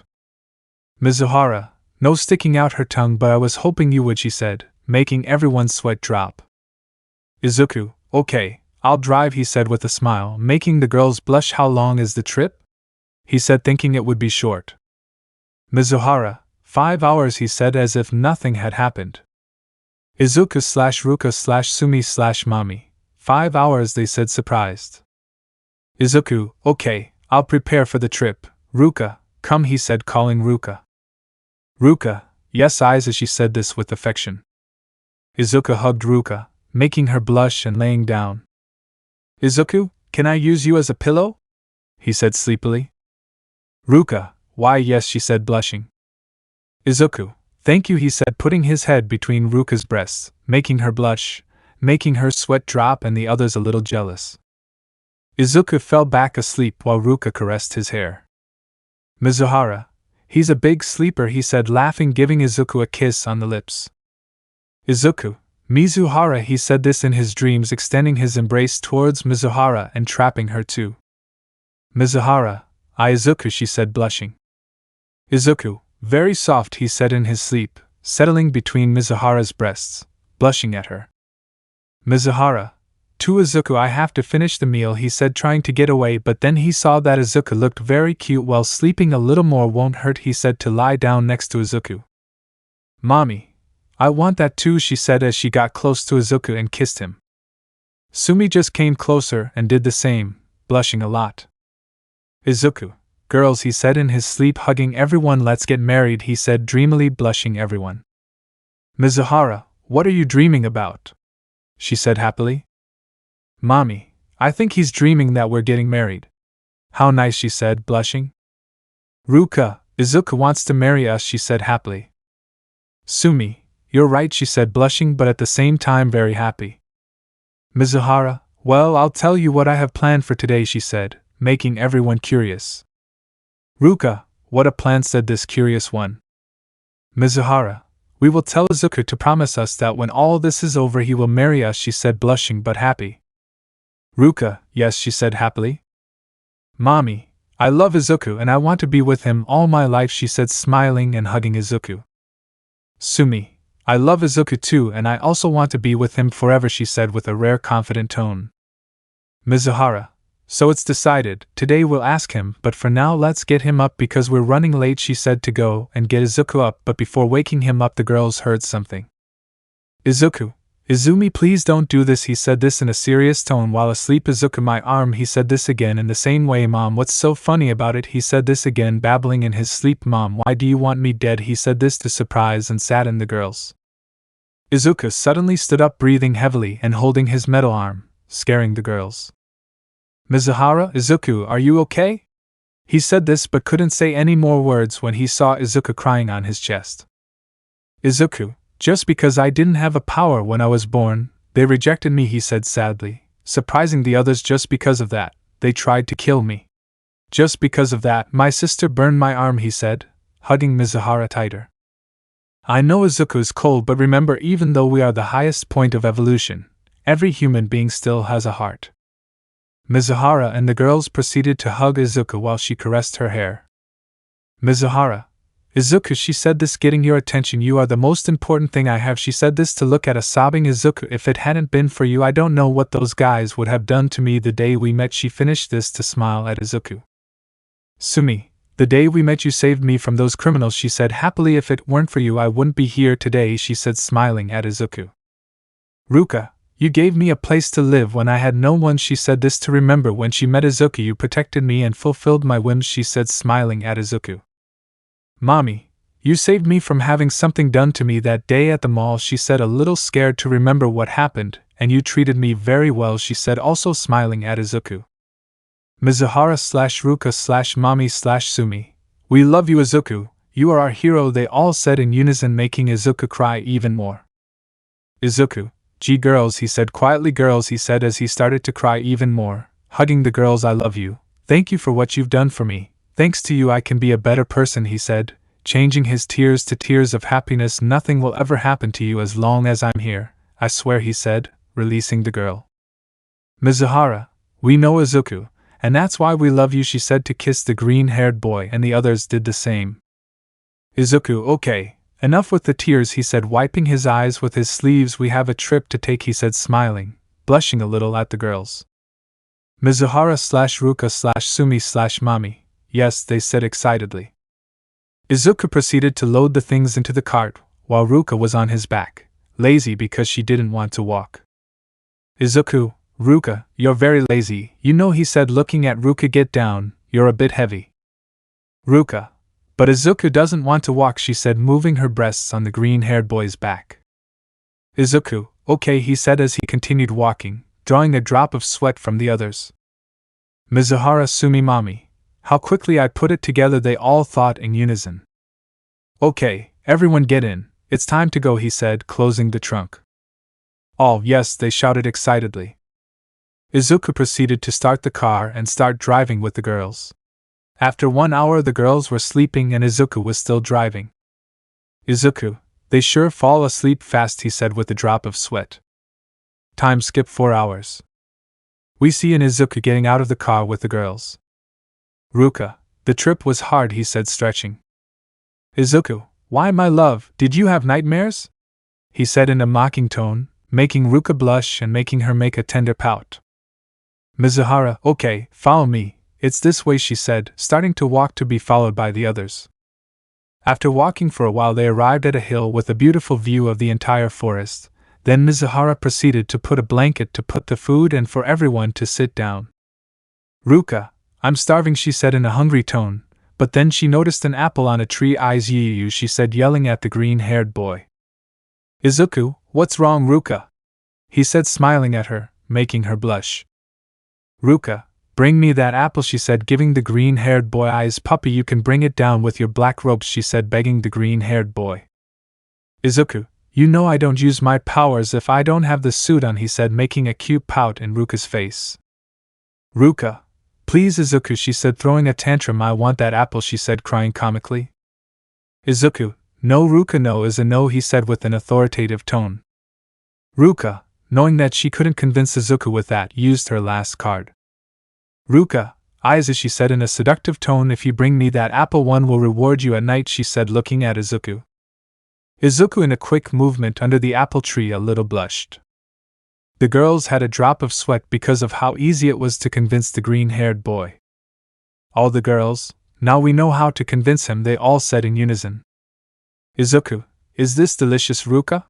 He said, seeing a happy Ruka with her apple. Ruka, yes Izuku is delicious, thank you, she said, climbing on Izuku's back. Okay, give me a piggyback ride, she said, making Izuku tender because of how childish and tender she looked. Izuku, yes, yes, he said this to start running with a Ruka on his back.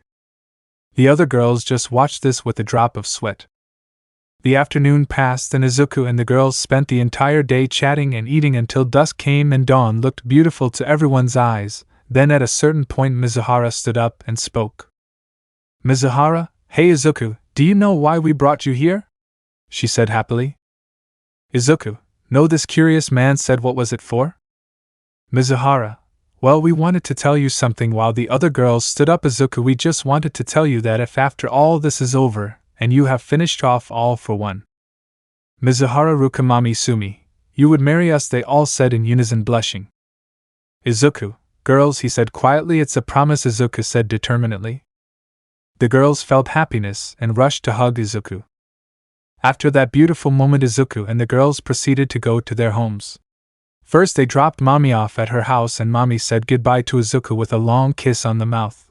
Then they went to drop off Sumi, and she did the same as Mami. Then they arrived at Izuku's apartment, and as usual Mizuhara and Ruka fell asleep in the green-haired boy's apartment. Izuku, girls, I'm tired, he said, throwing himself on the bed next to the girls. It was a very tired day, he said before proceeding to sink into Ruka's breasts, making her blush and making Mizuhara give a beautiful pout that Izuku noticed. Then Izuku turned around and proceeded to sink into Mizuhara's breasts, making her blush, and then Izuku said, Izuku, girls, do you want to do it? He said, surprising the girls since he didn't ask them that. They were the ones asking him. Mizuhara, well, it's no problem for me, she said, blushing. Ruka, not for me either, she said the same way. And so they spent a beautiful night where they showed each other how much they loved each other. But they didn't expect what would happen the next day. Advance. All for one, we meet again, Izuku Midoriya. Izuku, you're right AFO, and this will be the last time. All for one, well then come to me. See you again. Izuku was sleeping and as usual he used Ruka as a pillow, to which she only blushed because Izuku fell asleep with her all the time. Izuku, very soft between dreams, touching Mizuhara's chest, making her moan. Mizuhara, Izuku trying to wake up Izuku, you should tell him something too, Ruka, he said, scolding Ruka. Ruka, but I like it, she said, playing with her fingers. Mizuhara, but we have to wake him up, we have to go to the university, he said, trying to get Izuku up. Izuku, get up, he said, moving Izuku. Izuku, Mizuhara, he said in his sleep, very soft, he said, settling between Mizuhara's breasts, blushing at this. Mizuhara, Izuku, he said this while moving Izuku. Izuku, Mizuhara, I love you, don't go, he said in a melancholic dream, which Mizuhara noticed. Mizuhara, ah, she said, sighing. Izuku, I will never leave, she said, kissing Izuku, and if you get up now to go to college, I will reward you at night, she said, whispering in Izuku's ear, blushing at him. Izuku, I'm up, he said, making the girls sweat a little. Mizuhara, then let's get ready, she said, still with a drop of sweat. After getting ready, the three of them headed to the university, and on the way many girls looked at Izuku with a blush, making Ruka and Mizuhara jealous. But then they arrived at the university, and the three of them went into their respective classrooms. Teacher, okay guys, today we will have a physical education class, so I need you to put on your sports uniform because you will be playing basketball. Everyone. Izuku, yes, they all said excitedly. Teacher, well, we'll all be teams of 2, so find a partner, said the teacher, getting the girls excited, thinking that they would have a chance to be Izuku's partner. Almost all the girls went to Izuku's place to ask him to be their partner, but Izuku cordially rejected them all when suddenly Natalia and Abril appeared. Natalia, hey Izuku, we're a team, she said in a seductive tone. April, better with me, Izuku, she said this also in a seductive tone. Izuku, no thanks, I'll be with my girlfriend, she said as she proceeded to carry Mizuhara in a bridal manner to make her blush. Ruka, to Izuku, she said, blushing. Natalia, why do you continue with that useless thing instead of us? She said angrily. April, hey useless, why don't you let your heart race so you die? She said, making Ruka sad and Izuku angry. Izuku, hey, he said with a dry and cold voice, scaring the girls. Walk away now, he said, looking at them seriously. Natalia and April could not articulate words and just limited themselves to running away. Ruka, hey, are you okay, Ruka, he said, still carrying her and kissing her. Ruka, yes, Aiza said, she is reciprocating the kiss. Now let's play, she said, changing her sad expression, placing herself on Izuku's back. Now take me, she said, making Izuku laugh and making the others jealous. Izuku, yes, yes, he said while carrying Ruka. Ruka, Izuku, you deserve a prize tonight, she said in a flirtatious tone. Izuku, seriously, then I can't wait for the night to come, he said, returning the joke to Ruka, blushing. Ruka, oh okay, let's go, super blushed. After they arrived at the sports room, everyone looked at Ruka with jealousy because she was carried by Izuku. Then the teacher proceeded to call the teams to play 2 versus 2 matches. Teacher, so the teams will be. The other teams don't matter, we only care about Izuku's and Nat's and April's. Teacher, well, the last confrontation will be between Izuku's team and Nat's team. So the fight started with Ruka passing the ball to Izuku, and he was so tall that he could score the ball without even jumping, and so they had a slight advantage. So Nat had a plan, and it was to lift Izuku's shirt to see his body, but he couldn't imagine what he would see. Nat, April, time for the plan, he said. He is looking at his partner. April, yes, she said, they are understanding the plan. Then Nat would pretend to want to take the ball from Izuku accidentally, by removing Izuku's shirt, sleeve and glove, surprising everyone with his well-formed body, causing the girls to blush. But that blush turned to shock when they saw Izuku full of scars and a metal arm. Just imagine him serious and with a metal arm. Ruka, what did you do? She said, scared. Izuku, are you okay? She said, comforting Izuku, who was very serious. Izuku, Ruka, you have to go, he said seriously. Everyone has to go, he said, surprising everyone. Get out of here, he said, shouting, confusing everyone, but suddenly a wall of the gym exploded, taking them all out of shock. Flashback. Izuku thinking, what is this pain I feel? He said seriously, something will happen today, and I think it is nothing good. End flashback. Then, from the explosion, a man with a mask and an elegant suit appears, surprising everyone. Izuku, get out now, he said this so everyone would run away, and this one to see Ruka. Ruka, I need you to go with Mizuhara and for both of you to go home, he said this seriously. Ruka, no Izuku, I won't leave you, she said, crying. Izuku, go Ruka, I'll be fine, he said this to give a relaxing smile to Ruka, who ran away but not before giving him a kiss. Ruka, promise that you will win, she said seriously. Izuku, I swear, he said this to see how Ruka was running away.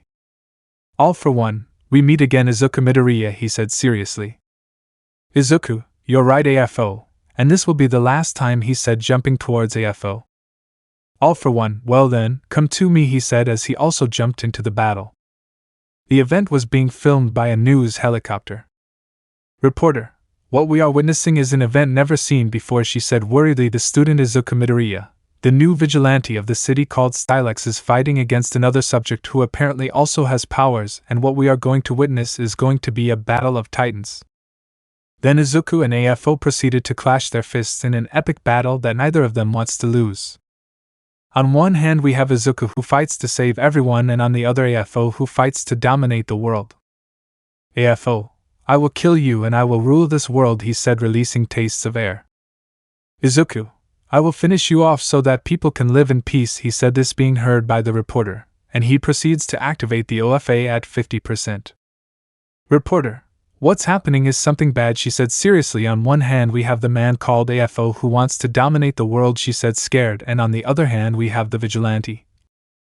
No, she said in a regretful tone, we have the hero Izuku Midoriya, better known as Stylex, fighting for all of us, she said, between serious and scared. So Stylex, if you're listening to me, she said this to take a breath, Stylex, you have to win. All Japan trusts you, she said this so that all of Japan would start supporting our hero. Izuku, I promise, he said to take a breath, I promise that I will win, he said, shouting so that everyone could hear him. The others at school were just surprised because they were living all this time with the famous and mysterious boy with powers who called himself Stylex, who was a very well-known vigilante in Japan. Mizuhara, Ruka, Sumi and Mami watched this from their homes with concern for what would happen next. Mizuhara/Ruka/Sumi/Mami, you have to win Izuku, they all said in unison. Izuku, I promise that I will beat you AFO and all these people will be able to live in peace from now on, Izuku said determined. All for one, I want you to try it, kid, he said with an arrogant smile. Advance. Izuku, are you fine AFO? All for one, I want to see you try, boy. Izuku, I will achieve it for the sake of the people. All for one, so what do you think of my gift? All might, Izuku. Goodbye, daughter. Nobody moved and nobody did anything. All for one and Izuku were waiting for the others' move to start and nothing happened, but then a drop of fear fell on the reporter from the helicopter. She fell to the ground and that's where the battle began. The two of them clashed fists, neither of them backing down. It was an unprecedented battle. Reporter, what we are seeing is a fistfight between the two combatants in which either one backs down, this reporter said. All for one, hey kid, give up, you have no chance against me, said this arrogant guy. Izuku, oh yeah? Then why don't I have any scratches and your chest is all cut up? He said in a mocking tone. All for one, what are you talking about? Gee, I couldn't finish speaking since his chest had been cut. This relieved the people, but that relief turned to shock when they saw that the villain had regenerated. Your fast brat, but do you really think that will kill me? Said this arrogant man. You know, boy, feel honored, it will be the first time I will use 50% of my power, said this arrogant man. Then in a burst of speed, All for One runs towards Izuku and cuts off his head, leaving those present in shock and scared. But that scare turned into a bit of joy when they saw that Izuku regenerated instantly. Izuku, you know that my regeneration is 1,000 times better than yours, right? He said as he ran towards AFO, piercing his chest. All for one, damn you, he shouted as he slowly regenerated. Izuku, this is your end, AFO, he said seriously while running towards AFO. All for one, I want to see you try it, boy, while making a strange hand movement. I hope you like my gift. After saying that, Izuku was in shock because AFO had created a clone of All Might, which tricked Izuku. All Might, Izuku's son, he said, running towards Izuku to hug him. It must be said that Izuku did not wait when All Might pierced his chest. AFO, do you like it? He said with a grim smile. It's a clone I made with the remains of your father, of your teacher, he said, shouting. I used the remains of the person you could not save due to your incompetence, he said, shouting for Izuku to hear him. It must be said that all the newscasts that were recording this and the people who were at home were in shock and sad about what the boy is going through right now. Izuku, damn you, he said, screaming. A scream of pain, a scream of hate. You will pay, he said in a surprising dull tone while the clone broke free. Izuku, 45%. All for one, hey, calm down, You know I wasn't the only one who ended up in this world, he said with a smile. A brat followed you through the portal and just happened to fall in with me, he said, showing a bag. You know you almost killed me and I had to force this brat to rewind me. He said this so that Izuku would be scared by what he just said. Izuku, all for one, tell me it's not true. He said this in a scared tone that all the viewers and the girls noticed. All for one, that's right, Izuku Midoriya, why don't you say hello to your precious daughter? He said this, scaring all the viewers and even more the girls. Then AFO proceeded to throw the bag, and from there a very hurt Eri would come out. Eri, Daddy? Daddy, are you alive? She said in a very weak tone. What, well? She said while closing her eyes. It must be said that all the viewers were crying because of what they were witnessing. Izuku, Eri, no, don't leave Daddy. I promise you that everything will be okay, he said, crying. Don't cry, Izuku shouted through tears. Eri, you are the best daddy I could ask for, he said, smiling at Izuku. Eri couldn't finish as she was pierced by a black ray coming from AFO. AFO, how boring, he said, laughing. Too bad I lost the ability to steal Quirk. I would have loved to keep it, he said with a grim smile. Izuku 78%. Izuku was just in shock seeing Eri's dead body. Izuku, he shouted very loudly, so that all his green rays turned red and also releasing his black whips. Izuku had lost all his emotions at that moment, and his pupils turned red. He also began to float and make the rubble float. Izuku only thought about one thing: kill all for one. Izuku 100%. I see you like to kill girls, AFO, he said in a very serious tone. AFO didn't want to admit it, but he was intimidated. Izuku looked different. All for one. Do you really think that just by changing your appearance you can? AFO couldn't finish as all his limbs had been cut off in seconds. All for one, what? He said in shock. I didn't even see it coming, he said, scared. How are you so powerful, he said, scared. Izuku, you don't care, he said this to proceed to destroy AFO in a 100% smash, killing him instantly. A large cloud of dust rose. No one knew who was the winner of the brutal battle. The cloud dissipated only to see something that would make people happy but sad at the same time. Izuku Midoriya had won the fight but had lost his daughter. Reporter. What we just saw was how the hero Stylex just defeated the worst villain, but at the cost of, she said, crying while looking at Izuku. The girls were all crying because of what Izuku was going through at that moment, so Sumi and Mami went to Izuku's house to wait for him there. With Izuku. Izuku, daughter, he said, this one moving Eri while she was crying. We won. Please wake up. Don't leave me, he said this one to break the hearts of all of Japan who were watching him. Please Yari, wake up, he shouted this one so that all of Japan broke down in tears because of the sad scene they were seeing. Izuku, not receiving a response from Eri, just proceeded to carry her and fly away without saying anything. Reporter. Thank you, hero Stylex. All of Japan thanks you, and I'm sorry, she said in a sad tone. Izuku flew away to his home. All he wanted was to see if the girls were okay. He couldn't bear to lose anyone else. Izuku arriving at his house, the only thing he saw was the girls who went to hug him. Then Izuku burst into tears. Izuku, why? Why? He said, crying. She was just a girl, he said on Mizuhara's chest. Mizuhara, Izuku, he said, he is crying with the others. We're sorry, they all said, hugging the green-haired boy while he cried. Izuku, she in my other world was my light. She was the only family I had left, said this melancholic. She was the only one who looked at me like a normal person, he said, fainting from exhaustion. Ruka, Aiza, she said, worried, but Mizuhara took her by the shoulder. Mizuhara, let him rest, she said, she is crying. Mommy, I've been through a lot today, she said, crying. Sumi, we have to be with him, she said, crying silently. The other day. It was a rainy day in Japan and everyone had attended the funeral of the daughter of the hero Stylex who died on the battlefield. Father, and we ask you to grant him eternal life. Amen, he said to proceed to say that they should bury Eri. Izuku just stood in front of the grave crying silently while everyone felt bad for him. So the funeral ended and everyone left, but not before saying words of support to the green-haired boy, and in the end only Izuku and the girls remained. Izuku, do you think she's proud of me? He said sadly. Mizuhara, she's proud of you, like all of us, he said so the girls could proceed to kiss Izuku. Izuku, I think it's time to go, he said, this melancholic, you know. I would have liked her to be the girl with the rings at our wedding, he said, this one with a sad smile. Izuku, girls, he said, this one to see you all, promise me that you will never leave, he said with his head down. Mizuhara, Ruka, Mami, Sumi, never, Izuku, we love you, you are our hero, they all said to proceed to hug the green-haired boy. Already in the house.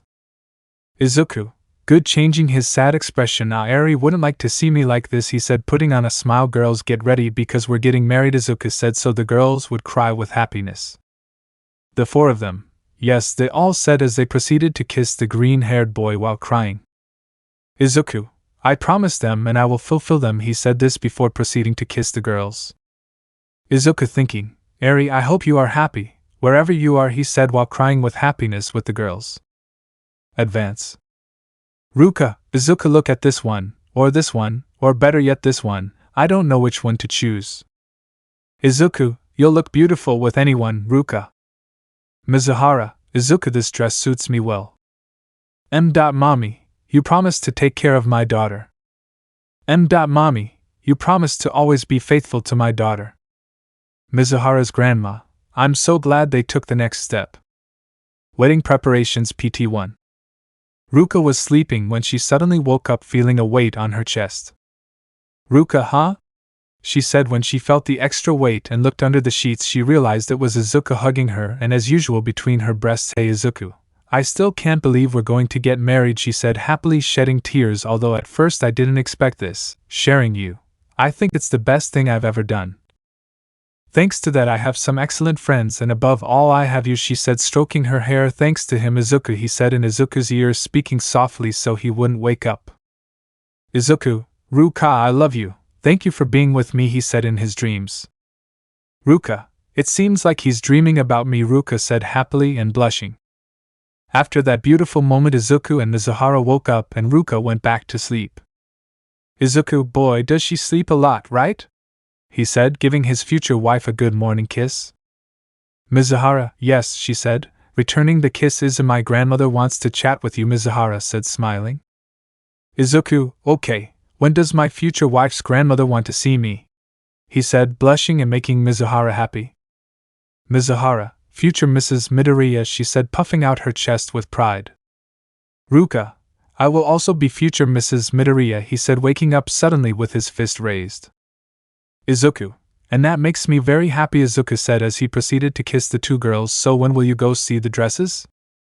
Mizuhara, well, the girls Ruka and I are going to the mall today, she said, excited to go try on wedding dresses with her friends. Izuku, okay then take this, he said, giving him an envelope. It's something for you and the girls. You won't see it until you're at the mall, he said, confusing Mizuhara. Ruka, why Aizawa asked, she is confused. Izuku, you'll see, he said, smiling, blushing at the girls. Well, I'll go do some patrolling. If something happens in the mall, call me, he said, jumping out of the window. I love you, he said, falling into the void. Ruka, I still don't get used to seeing him jump out the window every day, she said with a drop of sweat. Mizuhara, me either, he said in the same way. Well, it's time to get ready to go, Mizuhara said with a smile. Ruka, yes, she said excitedly. Then the girls proceeded to prepare to go to the mall, and on the way they met Mami and Sumi. When they got together, they walked together to the mall. Arriving at the shopping center. Ruka, hey Mizuhara, she said, calling Mizuhara's attention. What if we open what Izuku gave us, she said, impatient with curiosity. Sumi, QQQ, what gave them, she said, a little shy. Mizuhara, he gave us an envelope, she said, taking out the envelope. He says it's a gift for us, she said excitedly. Mommy, then open it, I want to see, she said impatiently. Mizuhara, okay, she said, opening the envelope and being shocked by what she saw. Do $2,000, she said, shocking the others. Ruka, Sumi, Mommy, what? They all said in shock. Mommy, I'm sure you counted correctly, she said, a little skeptical of what she heard. Ruka, why, you must have counted wrong, she said, a little surprised. Sumi, you must have told too much, she said, trying not to be surprised.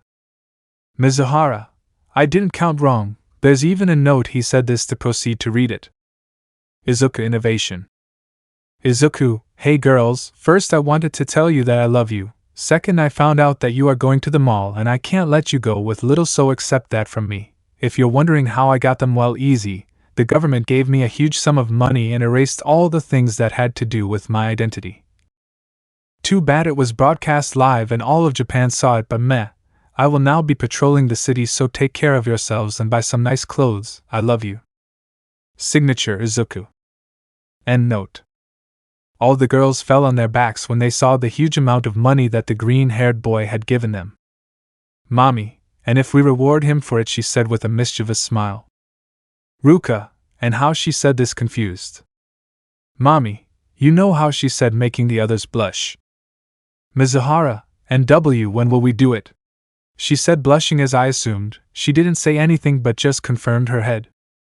Mommy, tonight, she said mischievously. Ruka, oh okay, then let's go shopping, she said, a little blushed but excited.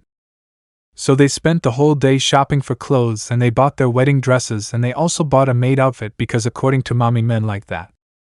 So the girls finished buying their things and headed to the green-haired boy's house to prepare their surprise.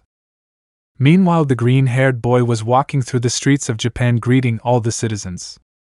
Izuku, what a quiet day, he said as he leaned against a building. Well, I think I'm done for today, the green-haired boy said as he headed home. The green-haired boy was jumping from roof to roof with the impression that something would happen today, and it would happen because when he got home all the lights were off and he turned them on, and what he saw would leave him with a trickle of blood on his nose, since the girls were sitting on his bed each in a maid outfit that in the green-haired boy's eyes were extremely hexy. Mommy, hello Izuku, she said in a seductive tone. Then Izuku and the girls spent a night of erotic fun. I won't tell you that I'm sick of fever, I just didn't want to leave them without a cap. The other day, the girls were waking up and the first thing they saw was a sleeping Izuku playing with the breasts of a blushing Ruka, while the girls had a drop of sweat. Mizuhara, Izuku, get up, we have to go with my grandmother, Mizuhara said in a sweet tone. Sumi, Aizu, remember that you have to talk to my mother, she said, smiling but blushing. Mommy, mine too, Aizu, but don't worry, we already told them that we agreed to share you, she said happily. Izuku, yes, well, I will go first with Mizuhara's grandmother, then with Mommy's mother, and then with your mother, Sumi, he said, to give each one a kiss on the lips. Izuku and Mizuhara proceeded to leave the house while the girls slept for another while, then the two headed to the hospital to see Mizuhara's grandmother. In the hospital. Grandma, I'm glad you decided to take the next step, she said this happily before changing to a serious face. Take care of her, she said this seriously. Izuku, with my life. Mizuhara, okay grandma, we're leaving now, she said, hugging her grandmother. I'll bring you the invitation when I'm here, she said, happy and blushing. Okay, let's go, she said, taking Izuku's hand and leaving the hospital. Leaving the hospital. Izuku, Mizuhara, when we get married, he said with a smile, looking at Mizuhara. I'll take them on a trip, but don't tell the girls, it's a surprise, he said, making Mizuhara happy. Mizuhara, yes, she said with a smile, but you know Aizu, I'm sleepy, she said tiredly, climbing on the green-haired boy's back. Let's go, she said in a dull, excited, or rather tired, way. Izuku, yes, yes, he said to proceed walking with a sleeping Mizuhara on his back. Wherever they went, people watched this with tenderness as they made a beautiful couple. Upon arriving at, Izuku proceeded to leave Mizuhara in his bed and went to see what Ruka and the girls were doing, and to his surprise only Ruka was there trying on clothes. Ruka, what clothes would Izuku like? She said without noticing the green-haired boy's presence. Izuku, carrying her in a bridal way, whatever you wear looks good on you, he said with a smile, making Ruka blush. Ruka, Aizu, she said she was happy because Izuku had returned. I was trying on dresses for after the wedding, she said in a seductive tone. Izuku, well, you look good with anything, he said, touching Ruka's bud, Melioda style. Ruka, Aizu, she said this in a playful way. We do that at night since you have to get formal. Izuku, formal for that, he said, confused and blushing by what Ruka told him, which did not go unnoticed by her. Ruka, because Mommy and Sumi's mothers will come, she said, laughing at Izuku's situation. Izuku, what? He said in shock. Ruka, yes, but if you do it right, she said, hugging the green-haired boy, you can play more at night, she said in a seductive tone. Izuku didn't know why, but he liked that perverted side of Ruka. Izuku, I will try hard, he said this determinedly, making a drop of sweat come out of Ruka. I will go change. Izuku could not finish and the bell rang. Oh no, they are already here, he said scared, taking off his shirt, making Ruka blush. Ruka, I need you to distract them while I change. Ruka, yes, count on me, go, she said, hurrying. Izuku, well, time to open. Ruka went out to open the door, but not before waking up Mizuhara. Ruka, welcome, she said, giving way. Mommy/Sumi. Excuse me, they both said seriously in unison. Wedding preparations PT2. Mommy and Sumi's mother were sitting drinking water with a serious face waiting for Izuku when suddenly.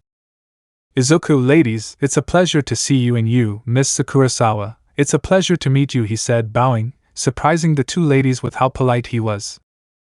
Mommy, well, let's get to what we came for because we should trust you with our daughter, she said, so that Sumi's mother just agreed, as we know that you will protect them.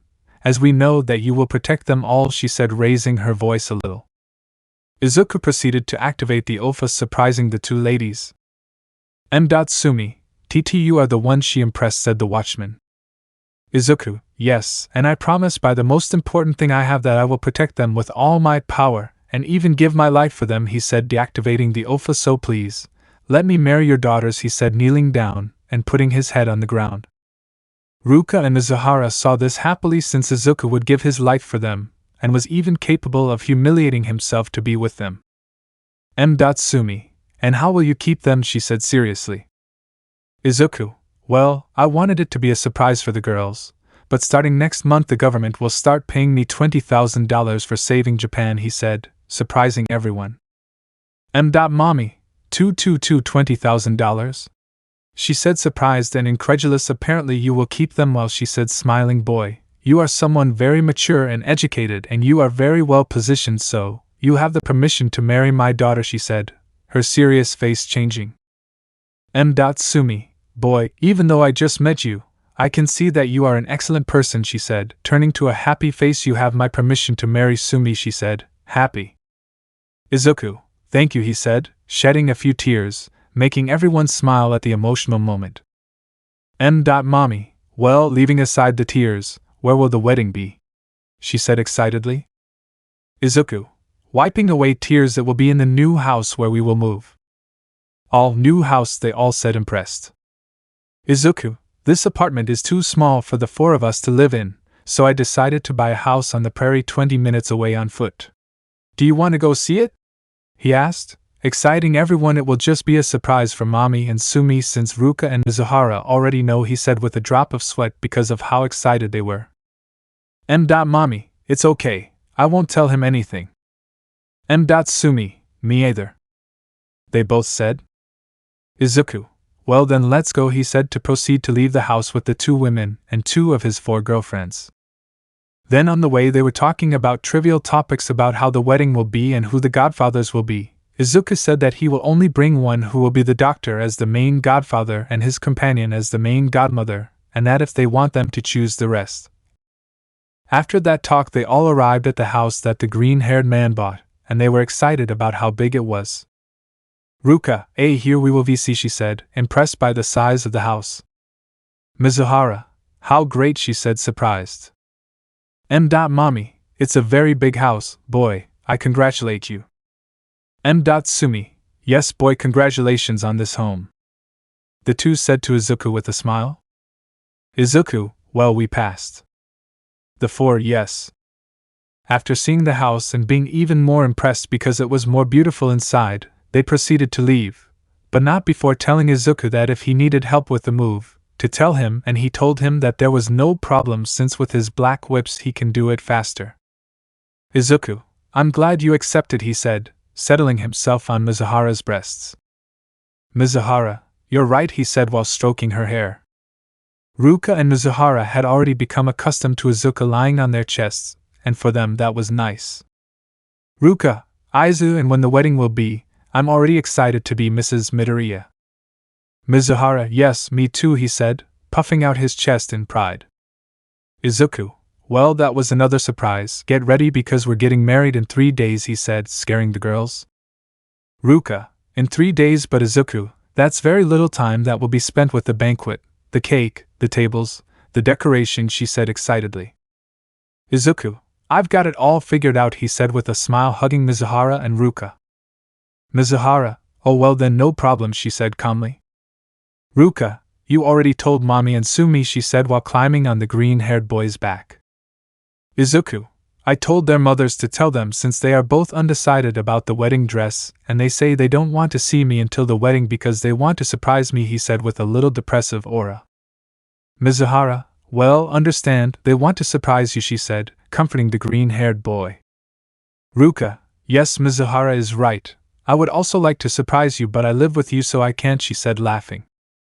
Izuku, well then let's go to sleep because tomorrow I have to see all the preparations, he said. He is sleeping inside Ruka's sweater with his head on her bare breasts. Mizuhara, you really like doing that to us, don't you, Izuku, he said with a drop of sweat.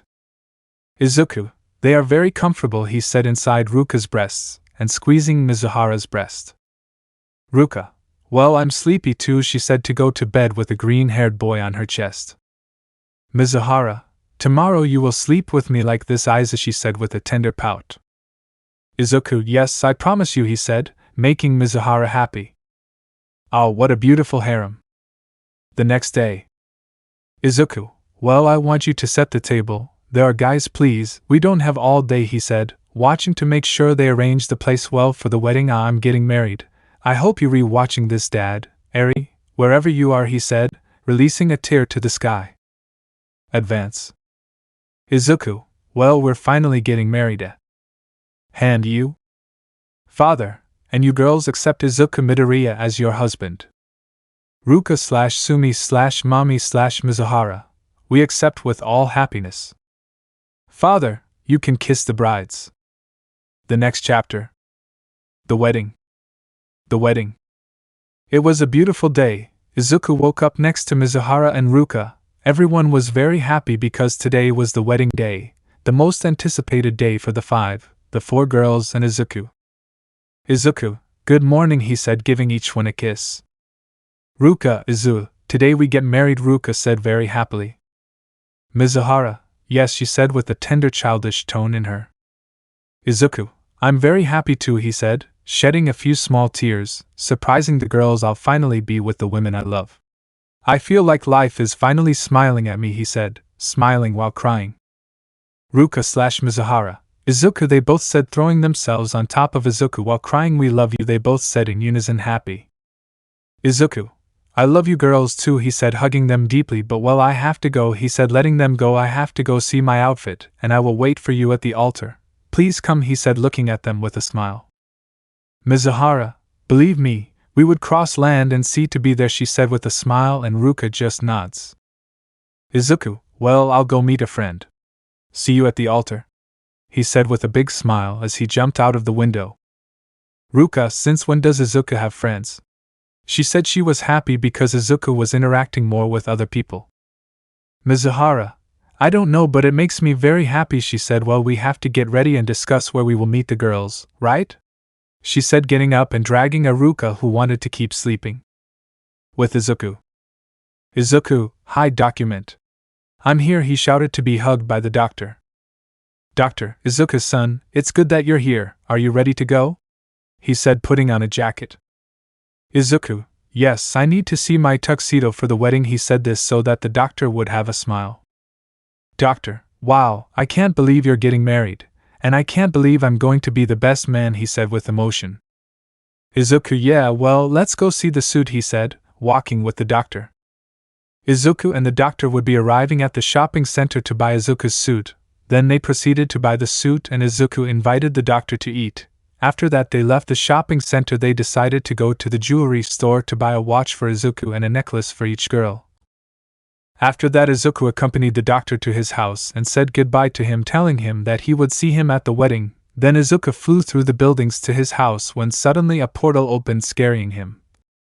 He slowly was seeing what was coming out of the portal, prepared in a pose of fight, but what he would see would leave him in shock. Izuku Bakugo? He said in shock. With the girls. Mizuhara, well, how do I look? She said, modeling her dress to the other girls who had gathered. Mommy, you look beautiful, she said to earn a nod from all the girls. And so all the girls proceeded to try on the dresses. They all looked beautiful. Then they finished and proceeded to go to a nearby cafe to talk about where they would be at the wedding and where it would be, since Mommy and Sumi didn't know anything about the new house yet. With Izuku. Izuku, so you threatened the villain to bring you to the same place as me, he said with a drop of sweat, but why did you have to hit me? He said angrily. Flash black. Bakugo was waking up on Izuku's couch. Bakugo, hey, where am I? He said, rubbing his head. The nerd, he shouted, remembering what he was coming for. Izuku, wow, even after not seeing each other for almost 2 years you still call me that, he said with a fake sad face. Bakugo, and nerd? It's you, he said incredulously, since he hadn't seen Izuku in a long time.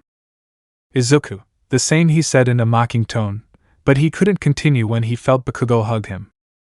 Bakugo, damn you, he said, shedding a few tears, how dare you leave like that? I cried for your death, you are almost a brother to me. You know how bad we all feel, he said, looking up and hitting Izuku, embedding him in the wall. Izuku, and that's because it was, he said this screaming. Bakugo, for being a bucking piece of shit and leaving, he said, shouting as always. Izuku hadn't noticed he had his suit in his hand yet. Bakugo, and why do you have a suit? He said confused. Izuku, oh well, it's just that I'm getting married, he said, a little nervous about Bakugo's reaction. Bakugo, what, he said in shock. Damn nerd, how are you going to get married? He said, shouting. And with whom? He said, still angry. Izuku, with them, he said, showing a photo of him with the girls, surprising Bakugo. Bakugo, not only are you getting married before me, but you're getting married to 4 of them, he said in shock, screaming. Izuku, yes, then you want to go, he said, looking at Bakugo. Bakugo, what are they going to give to eat? He asked, making the green-haired boy sweat. Izuku, yakisoba, she said, this still with a drop of sweat. Bakugo, then I'm going, he said, taking a drop out of the green-haired boy. Izuku, but before I forget, he said, attracting Bakugo's attention, how did you get here? End flashback. Bakugo, you deserve it, he said, as if it were nothing, but what clothes will I wear? I only have my suit, he said, looking at his suit. Izuku, come on, I'll take you to buy some clothes and a suit, he said while accompanying Bakugo to the mall. On the way out, Izuku told Bakugo how he met the girls and how that world worked, and also that in that world people did not have powers, surprising Bakugo. And here I am like a watchman, and from now on you will help me, he said this once so Bakugo would smile. Bakugo, kicking some thug's ass, where do I sign? He said, taking a drop of sweat from the green-haired boy. Izuku, well, let's continue, he said, still with a drop of sweat. After Izuku accompanied Bakugo, the big hour came, the time of the wedding. Izuku and Bakugo proceeded to go to Izuku's new house, and all the guests were already there. Bakugo went to sit down and Izuku went to wait at the altar. After a while of words, the big hour came. The 4 girls came in their wedding dresses, beautiful in the eyes of Izuku. The moment was beautiful. Nobody said anything, and they just waited attentively for the girls' words. Father, and you, Izuku Midoriya, do you accept them to protect and care for them, in health and in sickness? The father asked Izuku. Izuku, I accept, he said with a smile. Father, and do you accept Izuku Midoriya as your husband to take care of him in health and in sickness? I asked this now to the girls. The 4, we accept with all the happiness of our hearts, the 4 said in unison to proceed to hug Izuku. Father, I pronounce you husband and wife, he said to throw holy water on them. The night after was normal except that Izuku was exhausted from dancing with all the girls. After that, Izuku introduced the Chukas to Bakugo, and at first they were bad because of what Izuku told them what he did to him. But then he told everything, that he regretted what he did to him and forgave him, and that's how the 5 of them met. But then Bakugo said a few words. Bakugo, Izuku, I need you to lend me money for a plane ticket, he said, surprising Izuku. Izuku, what for? He said this or where? Bakugo, I'm going to the United States to be a vigilante. Japan already has one, he said looking at the green-haired boy. Izuku, well, every hero has his story, and if yours takes you in other directions, go and become a hero to face us, he said, raising his fist. Bakugo, punching the fist. Bakugo / Izuku, it's a promise, they both said with a challenging smile. Advance. Izuku, okay girls, we're going on a trip. The four, yay. Izuku, we will see each other soon Bakugo, and we will face each other. Bakugo, be strong nerd, I'll be back in 2 years and when I come back we'll fight. Izuku, yes. Let's go to Hawaii. Izuku was waking up in the bed of his new house next to his beautiful wives. Izuku, good morning ladies, he said in a tired tone. Mommy, ladies, Midoriya mommy said, raising her chest, causing the others to nod proudly. Ruka, I can't believe we're already married, it's a dream, she said, hugging Izuku.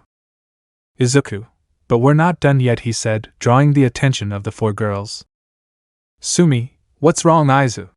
She said with confusion. Izuku, it's a surprise I had for after the wedding, and it's that, he said, pausing grammatically, we're going on a trip, he said, leaving the girls amazed. Ruka, Mizuhara, Sumi, mommy, yes, they all said excitedly. Mizuhara, where will we go, Izuku, she said excitedly. Mommy, yes, tell us, he said, shaking Izuku. Izuku, well, we'll go, he said this, making the girls more excited. The beach, he said this so the girls would be disappointed. Ruka, Aizu, you did all that just to tell us that we're going to the beach, she said with a cute pout. Izuku, calm down, I haven't told you which beach or not, he said, giving the girls hope. We'll go to Hapuna Beach in Hawaii, he said, making the girls jump. Ruka, Mizuhara, Sumi, mommy, Hawaii, they all shouted excitedly, jumping on the green-haired boy. Sumi, seriously, we are going to Hawaii, she said excitedly. Izuku, yeah, so pack your bags because we're going to Hawaii for 2 weeks, he said, showing the plane tickets. Ruka, and when will we leave? Excited like the other four who were nodding frankly. Izuku, tomorrow, he said, jumping with excitement. Ruka, Mizuhara, Sumi, mommy, yes, they all shouted excitedly. Mizuhara, we have to go buy swimsuits, she said excitedly. Aiza, she said, looking at Izuku with puppy eyes.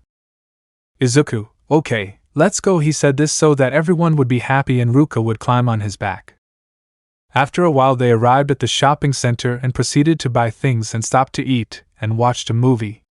After that they went to the house and proceeded to make an American-style barbecue where everyone was drooling over the flavor of Izuku's food. After that everyone went to sleep because a long trip was awaiting them tomorrow. The other day, Izuku and the girls went to the airport but not before picking up Bakugo, who was also going to the United States. The girls found it a little uncomfortable talking to him since Izuku told them what Bakugo did to him in childhood, but after that Izuku told them that he forgave him and the first to break the ice was Ruka. Ruka, and Bakugo, he said this, getting her attention. You have powers, he said this with excitement so that all the girls could see him waiting for his answer. Bakugo, I can generate powerful explosions, he said in a calm tone, surprising the girls. Ruka, and how does it work? She said curiously. Bakugo, my body sweats nitroglycerin, which is what allows me to generate explosions, he said this still in his calm tone, surprising Izuku. Izuku, I don't believe it, the great Katsuki. Bakugo, treating people with respect, he said, throwing a vein at Bakugo. Bakugo, hey, you want to fight, you damn nerd, he said, yelling, making the girls sweat a drop because of how those two got along. Izuku, we don't have time, and even if we did, he said, smiling, you would no longer be a rival for me, he said, angering Bakugo. Bakugo, yeah, that's what you think. You think that by regenerating and releasing rays you can kill me, nerd. I remind you that I have killed Nomas that have super regeneration, he said, scaring the girls, thinking that there are people who could kill the green-haired boy. Izuku, but that was when I only controlled 50% of one for all Kaken, he said, surprising Bakugo, and now I don't just release green rays and regenerate. Now I have 2 more powers, he said, leaving Bakugo in shock. Bakugo, what, he said in shock. After that they arrived at the airport, and the first flight to leave was Bakugo's, and then they talked for the last time between them. Bakugo, well, here I go, he said, raising his fist under the attentive gaze of the girls for what would happen.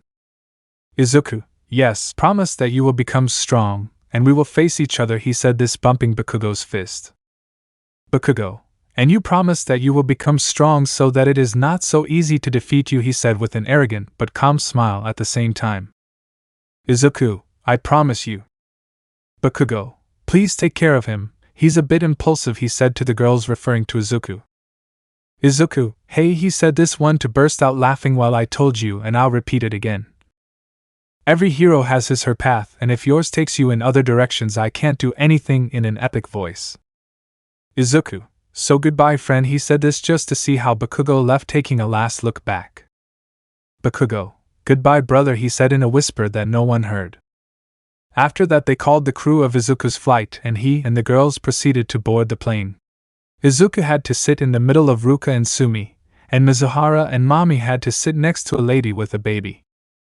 Ruka, Izuku, aren't you nervous? She said, hugging the green-haired boy. Izuku, she said, looking at where he was, only to see that he had already fallen asleep on Sumi's shoulder, while she was just caressing her hair and playing with her curls. Ruka and the girls only broke out in a drop of sweat when they saw how quickly the green-haired boy had fallen asleep. And so the flight continued. None of the girls could sleep since it was their first time traveling by plane and also leaving Japan. They were excited.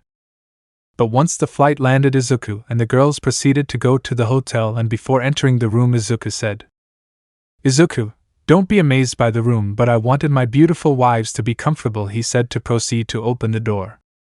Just imagine that the bed is a little bigger. Mommy, wow honey, you really reserved this, she said excitedly, but it's huge. Ruka, yes, Aiza is great. Izuku, well then, let's go to the beach, he said, exciting everyone. Ruka, Mom, Chizuru, Sumi, yes, they all said excitedly. Hawaii vacation.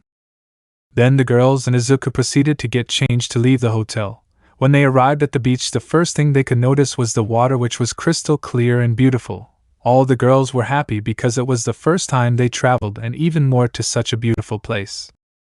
Ruka, Aiza, she said, throwing herself on the green-haired boy's neck, thank you for bringing us. This place is beautiful, she said, to earn a nod from the girls. Izuku, well, what else for my wives? He said, laughing, making everyone happy because Izuku wants to pamper them, but at night they get dressed up since Hawaii is not just beaches, he said, surprising the girls. We will go to the most elegant restaurant on the island, he said, exciting the girls. Mizuhara, but Izuku, isn't that very expensive? She said, worried that Izuku would spend so much, but he lightly hit her on the head. Hey, why are you hitting me? She said with comical tears. Izuku, because it's obvious. I'm not going to spare any expense if it comes to pleasing my wives, he said, smiling, blushing and making the girls happy.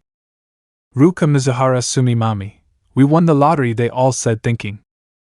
After that the day would pass very quietly, Izuku and the girls bathing in the sea until the afternoon. Then it started to get dark and Izuku told them to leave to start getting ready, and so Izuku and the girls went to the room to proceed to dress up to go out. Already dressed up, they went out, and Izuku showed the girls where the place was, and the girls were impressed by how beautiful it was. Sumi, this is beautiful, she said as she began to pull the green-haired boy's sleeve. We can take pictures, she said, making the girls excited to take pictures with her husband in that beautiful place. Izuku, sorry girls, but I didn't bring my phone. But hey, is there someone? Izuku proceeded to walk with the guy who had the camera, but he saw how he started talking to him while documenting the place. Hello friends, how are we? We are on another adventure, he said in an excited manner, but stopped when he noticed the presence of the green-haired boy. Hey, what's up, bro? Can I help you with something? He said in a friendly manner. Izuku, I just wanted to know if you could lend us your camera to take a picture with my wives, he said as if nothing had happened, surprising the traveler. Wow, it must be something very common here. But I don't judge. Well, get together, he said this so that Izuku and the girls would do as requested, and so the traveler would proceed to take photos of them and send them to the green-haired man's number that he had given him. Izuku, wow, my friend, they turned out very well, thank you very much. And what is your name? He said, calling the attention of our traveler. My name is Luis Arturo, but you can call me Luisito, he said with a smile. Izuku, well, I see you're busy, Luisito, so we won't bother you. Thank you very much, he said as he proceeded to sit with his wives. Luisito, wow, what a nice guy, he said to continue with his recording. Now with Izuku and the girls, they proceeded to look at the photos, making the girls smile for having that memory, and then they proceeded to order their plates of food each one and taste the food, which, i.e. must be said, was delicious, and all the girls eaten their plate again, making Izuku shed a drop of sweat. Izuku, boy, They were really hungry, he said with a drop of sweat. After that the night passed calmly, and with a live band. Then Izuku proceeded to dance with each girl, and after that they returned to the hotel exhausted, where the girls proceeded to sleep on top of Izuku, each hugging him by a part of her body, with the except for Mizuhara, who won a competition with the girls to see who would fall asleep on top of the green-haired guy, and she took any opportunity to kiss Izuku along with the others, who also kissed him when they could. The other day. Izuku, what is this I feel?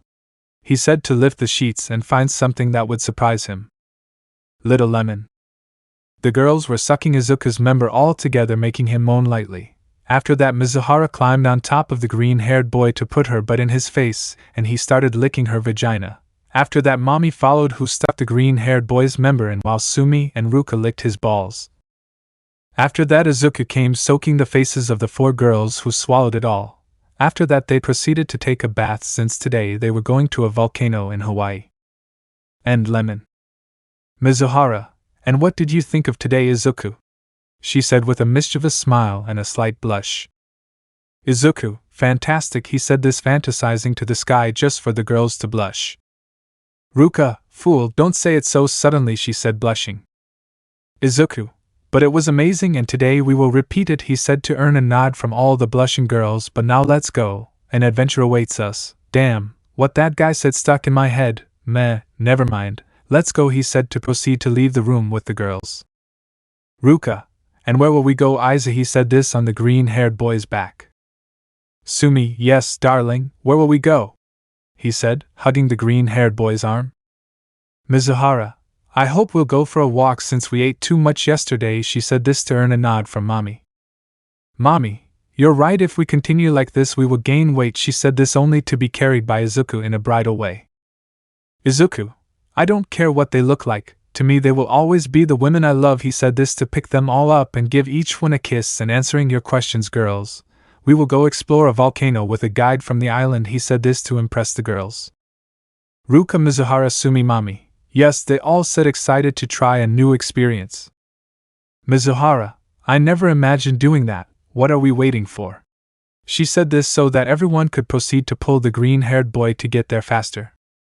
Izuku thinking, I have to protect those smiles at all costs. Izuku, yes, let's go, he said with a calm smile, making the girls smile. A new enemy. We see Izuku being dragged by the girls because the tour was about to start. Guide, well friends, he said, looking at those present, this will be an excursion of approximately 5 hours. We will climb the volcano on foot, take photos and return on foot, said the guide, so that people would start following him. Mizuhara, wow, I'm so excited, I've never done something like this before, she said for the girls to nod. Izuku, well, it's less time than it took me to exercise before, he said this just to earn the astonished looks of the girls. Ruka, how much did you exercise before? She said, expectant for what Izuku was going to say. Izuku, 7 hours, he said as if nothing had happened, surprising the girls. Ruka, Mizuhara, Sumi, Mommy. 7 hours, they all said in disbelief. Izuku, yes, he said with a poker face, but well, it's time to go, he said to proceed to walk with the girls. The walk up was normal, the girls were taking photos with Izuku and Ruka, who was hungry. But other than that they continued until they arrived. The place was beautiful for the girls, they were excited since they had never been to a place like that. After a while they had to go down the volcano because it was getting late. After that Izuku and the girls proceeded to go eat at a restaurant where they had met the same traveler from yesterday. Izuku, hey Luisito, he said, taking the traveler by the shoulder. Luisito, hey Brew, what's up? He said in a friendly way. Izuku, nothing, I just brought my wives to eat, he said calmly. Luisito, go Brew, good luck with that, he said, looking closely at the green-haired boy. Wait, you are the hero of Japan, he said incredulously. Izuku, since you recognized me, the government is supposed to have erased all transmissions about me, this incredulous man said because the traveler recognized him. Luisito, well, I was in Japan when all that happened. I was documenting my trip to Japan, but I had to move away when that happened, so I couldn't see you well, but I recognized you by your green hair, he said excitedly. Izuku, very well Luisito, I would like you not to tell anyone, he said with a drop of sweat due to the traveler's attitude. Luisito, Of course, my friend, no problem, he said in a friendly manner. Well, I have to go. My girlfriend is waiting for me. Bye, Brew, he said to leave. Ruka, Izuku, who was that boy? Ruka said, a little confused by how he treated Izuku with such familiarity. Izuku, just a friend I met here in Hawaii. Sumi, it's good that you're starting to make friends, honey, she said this to give Izuku a kiss. Izuku, but I don't need anyone else if I have you, he said before proceeding to hug the girls. Mommy, but you know it doesn't hurt to have friends, she said before proceeding to kiss the green-haired boy. Izuku, okay, I'll try, but for now we're going to eat, he said this so the girls would follow him. After arriving at the Izuku restaurant, and the girls proceeded to order their food dishes, Ruka ordered fish as did Sumi, Mizuhara and Mami ordered squid ceviche, and Izuku ordered the entire banquet, surprising the girls. Sumi, Aiza, how come you don't get fat, she said incredulously at what the green-haired boy was going to eat. Izuku, as you know, my metabolism is very fast thanks to my power, so I need to eat large amounts of food to stay energized, he said this to impress the girls. Mizuhara, that means you eat without gaining weight? She said, impressed. Izuku, exactly, he said with a smile. Ruka, wow, I would like to have your body, she said, sticking out her tongue, but let's eat, she said, seeing that the plates of food were already coming. After eating, Izuku and the girls proceeded to go to the hotel since it was already night. Then Izuku was about to sleep when all the girls pounced on him. Izuku, what's wrong with you girls? He said, knowing what was coming. Ruka, Mizuhara, Mami, Sumi, we want to have fun, they all said in unison. Izuku, okay, said our protagonist excitedly, like the zero-yuke protagonist that he is. After a night where Izuku and his wives did the act of love, where Izuku come about 5 times in a row in each girl, and after that the girls would be exhausted and proceed to sleep next to Izuku. Ruka, Mizuhara, Sumi, Mami, we love you, Izuku, they all said in a loving tone. Izuku, I love them too, Izuku said as he kissed each one, and they proceeded to sleep. The other day. Izuku was waking up and moved his hand but started to squeeze when he felt something soft. Izuku, what is this? Izuku said, confused when he started to hear some moans. Ruka, honey, wait, I'm still sensitive from last night, Ruka said, moaning lightly so as not to wake anyone up. Izuku, you have very soft breasts, Izuku said to stop squeezing them and get inside Ruka's sweater lying on her bare breasts. Ruka, you really like that place, don't you, honey?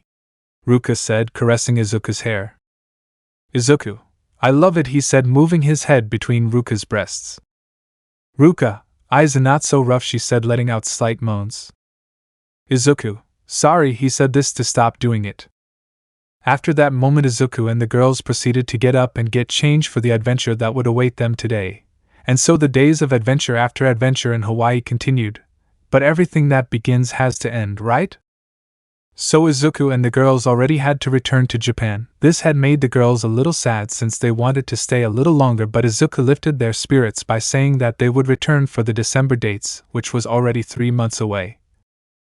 After that, Izuku and the girls went to the airport to proceed to get on the plane and thus leave for Japan. After the plane arrived in Japan, Izuku and the girls went to their new house where Izuku arrived exhausted. Then the girls laid down next to Izuku to fall asleep together, but Izuku suddenly fell in a dark place in his dreams. Ofakor. Izuku, here we go again, huh? Izuku said, looking everywhere. All Might. That's right, young Midoriya, All Might said, approaching the green-haired boy. Izuku, All Might, Izuku said, happy to see his teacher, father again. All Might. Izuku, there is something serious we need to talk about, he said seriously, looking at the green-haired man. Izuku, what's going on, All Might? He said this so that All Might would see him seriously. All Might, when Bakugo came to this dimension, he didn't come alone, All Might said seriously. Izuku, who else came? Izuku said with a serious look that would turn into one of shock. All Might. Tamura Shigaraki said, All Might, looking seriously at the green-haired man, and he's coming after you.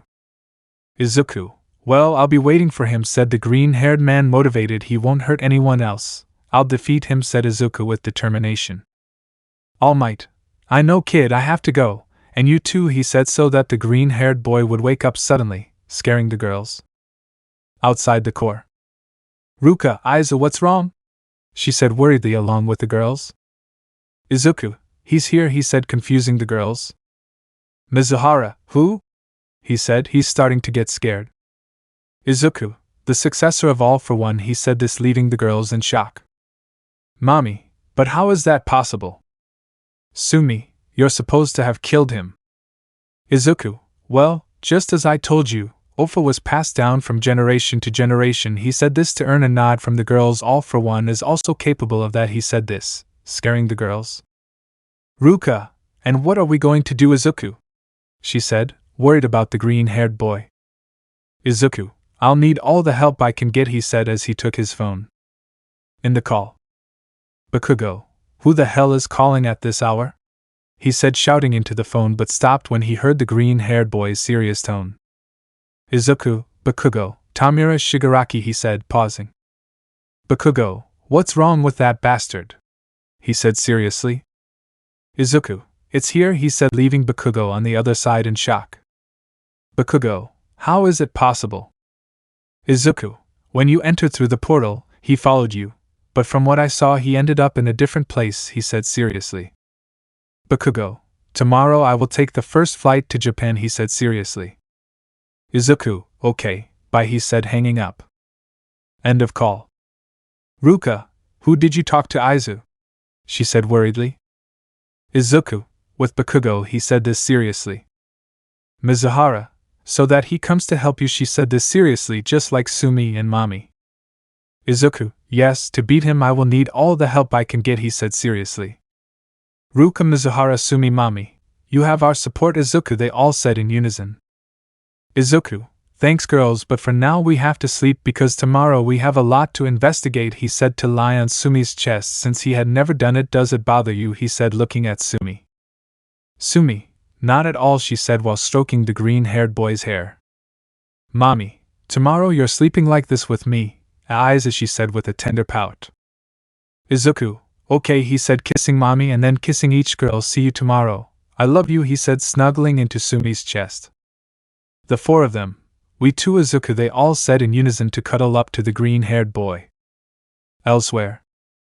Shigaraki, well, this world needs a leader and I think I will be the one to rule it, he said with a psychopathic face. Get ready, Izuku. Midoriya, your death is approaching, he said, laughing like crazy. Shigaraki, Tamura. Shigaraki narrates. It's been more than 2 years since my teacher was defeated by the stupid successor of All Might. That stupid, if he hadn't appeared everything would have continued according to plan. At least we sent him to a place from which he cannot return. But I feel frustrated since he is still alive and I want to kill him with my own hands. I found out that a bastard came to threaten Kurogiri to send him where he sent the stupid one, and when I realized who he was, my desire to go to that world intensified since I could kill 2 birds with 1 stone. The current number 2 hero Katsuki Bakugo and the stupid one who defeated my teacher. Taking advantage of the fact that the portal was open, I did not hesitate for a second to jump into it. While I crossed the portal I realized that I arrived in a less advanced Japan, a Japan that needs someone to dominate it, and that will be me. But now I have to regroup and get suicidal people.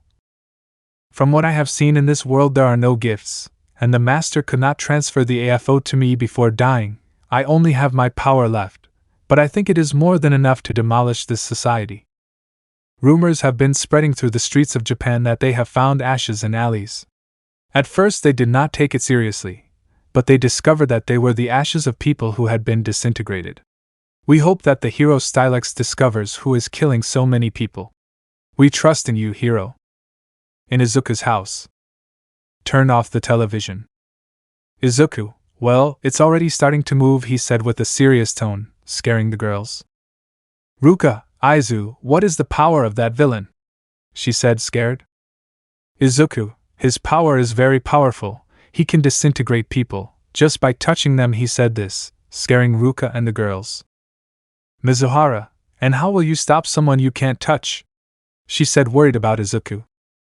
Mommy, remember that Izuku is immortal. Sumi, surely his attacks don't do anything to you, right, Izuku?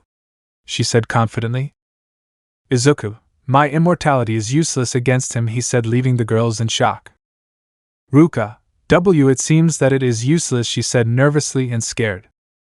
Izuku, he disintegrates, From the root, I can't regenerate something that no longer exists, he said seriously so that the girls opened their eyes wide. Mommy, then what are you doing? She said worried about Izuku. Izuku, I will fight alongside Bakugo, and we will win, he said seriously. Mizuhara, but that doesn't answer my question, how will you beat something you can't touch? She said scared. Izuku, a hero can't be a one-trick pony, he said with a smile reassuring the girls. Well, let's go. We have to go to the airport for Bakugo, he said to leave the house with the girls. Izuku and the girls arrived at the airport, and in the distance they saw a shadow a little smaller than Izuku, with ashy hair and a serious face that approached them. Bakugo, what's the plan? Let me know in the comments below if you guys want the next part. Also check out my other video that has been shown and left. Thank you for watching. If you enjoyed this video, please like and share this video. And have a fantastic day. Bye.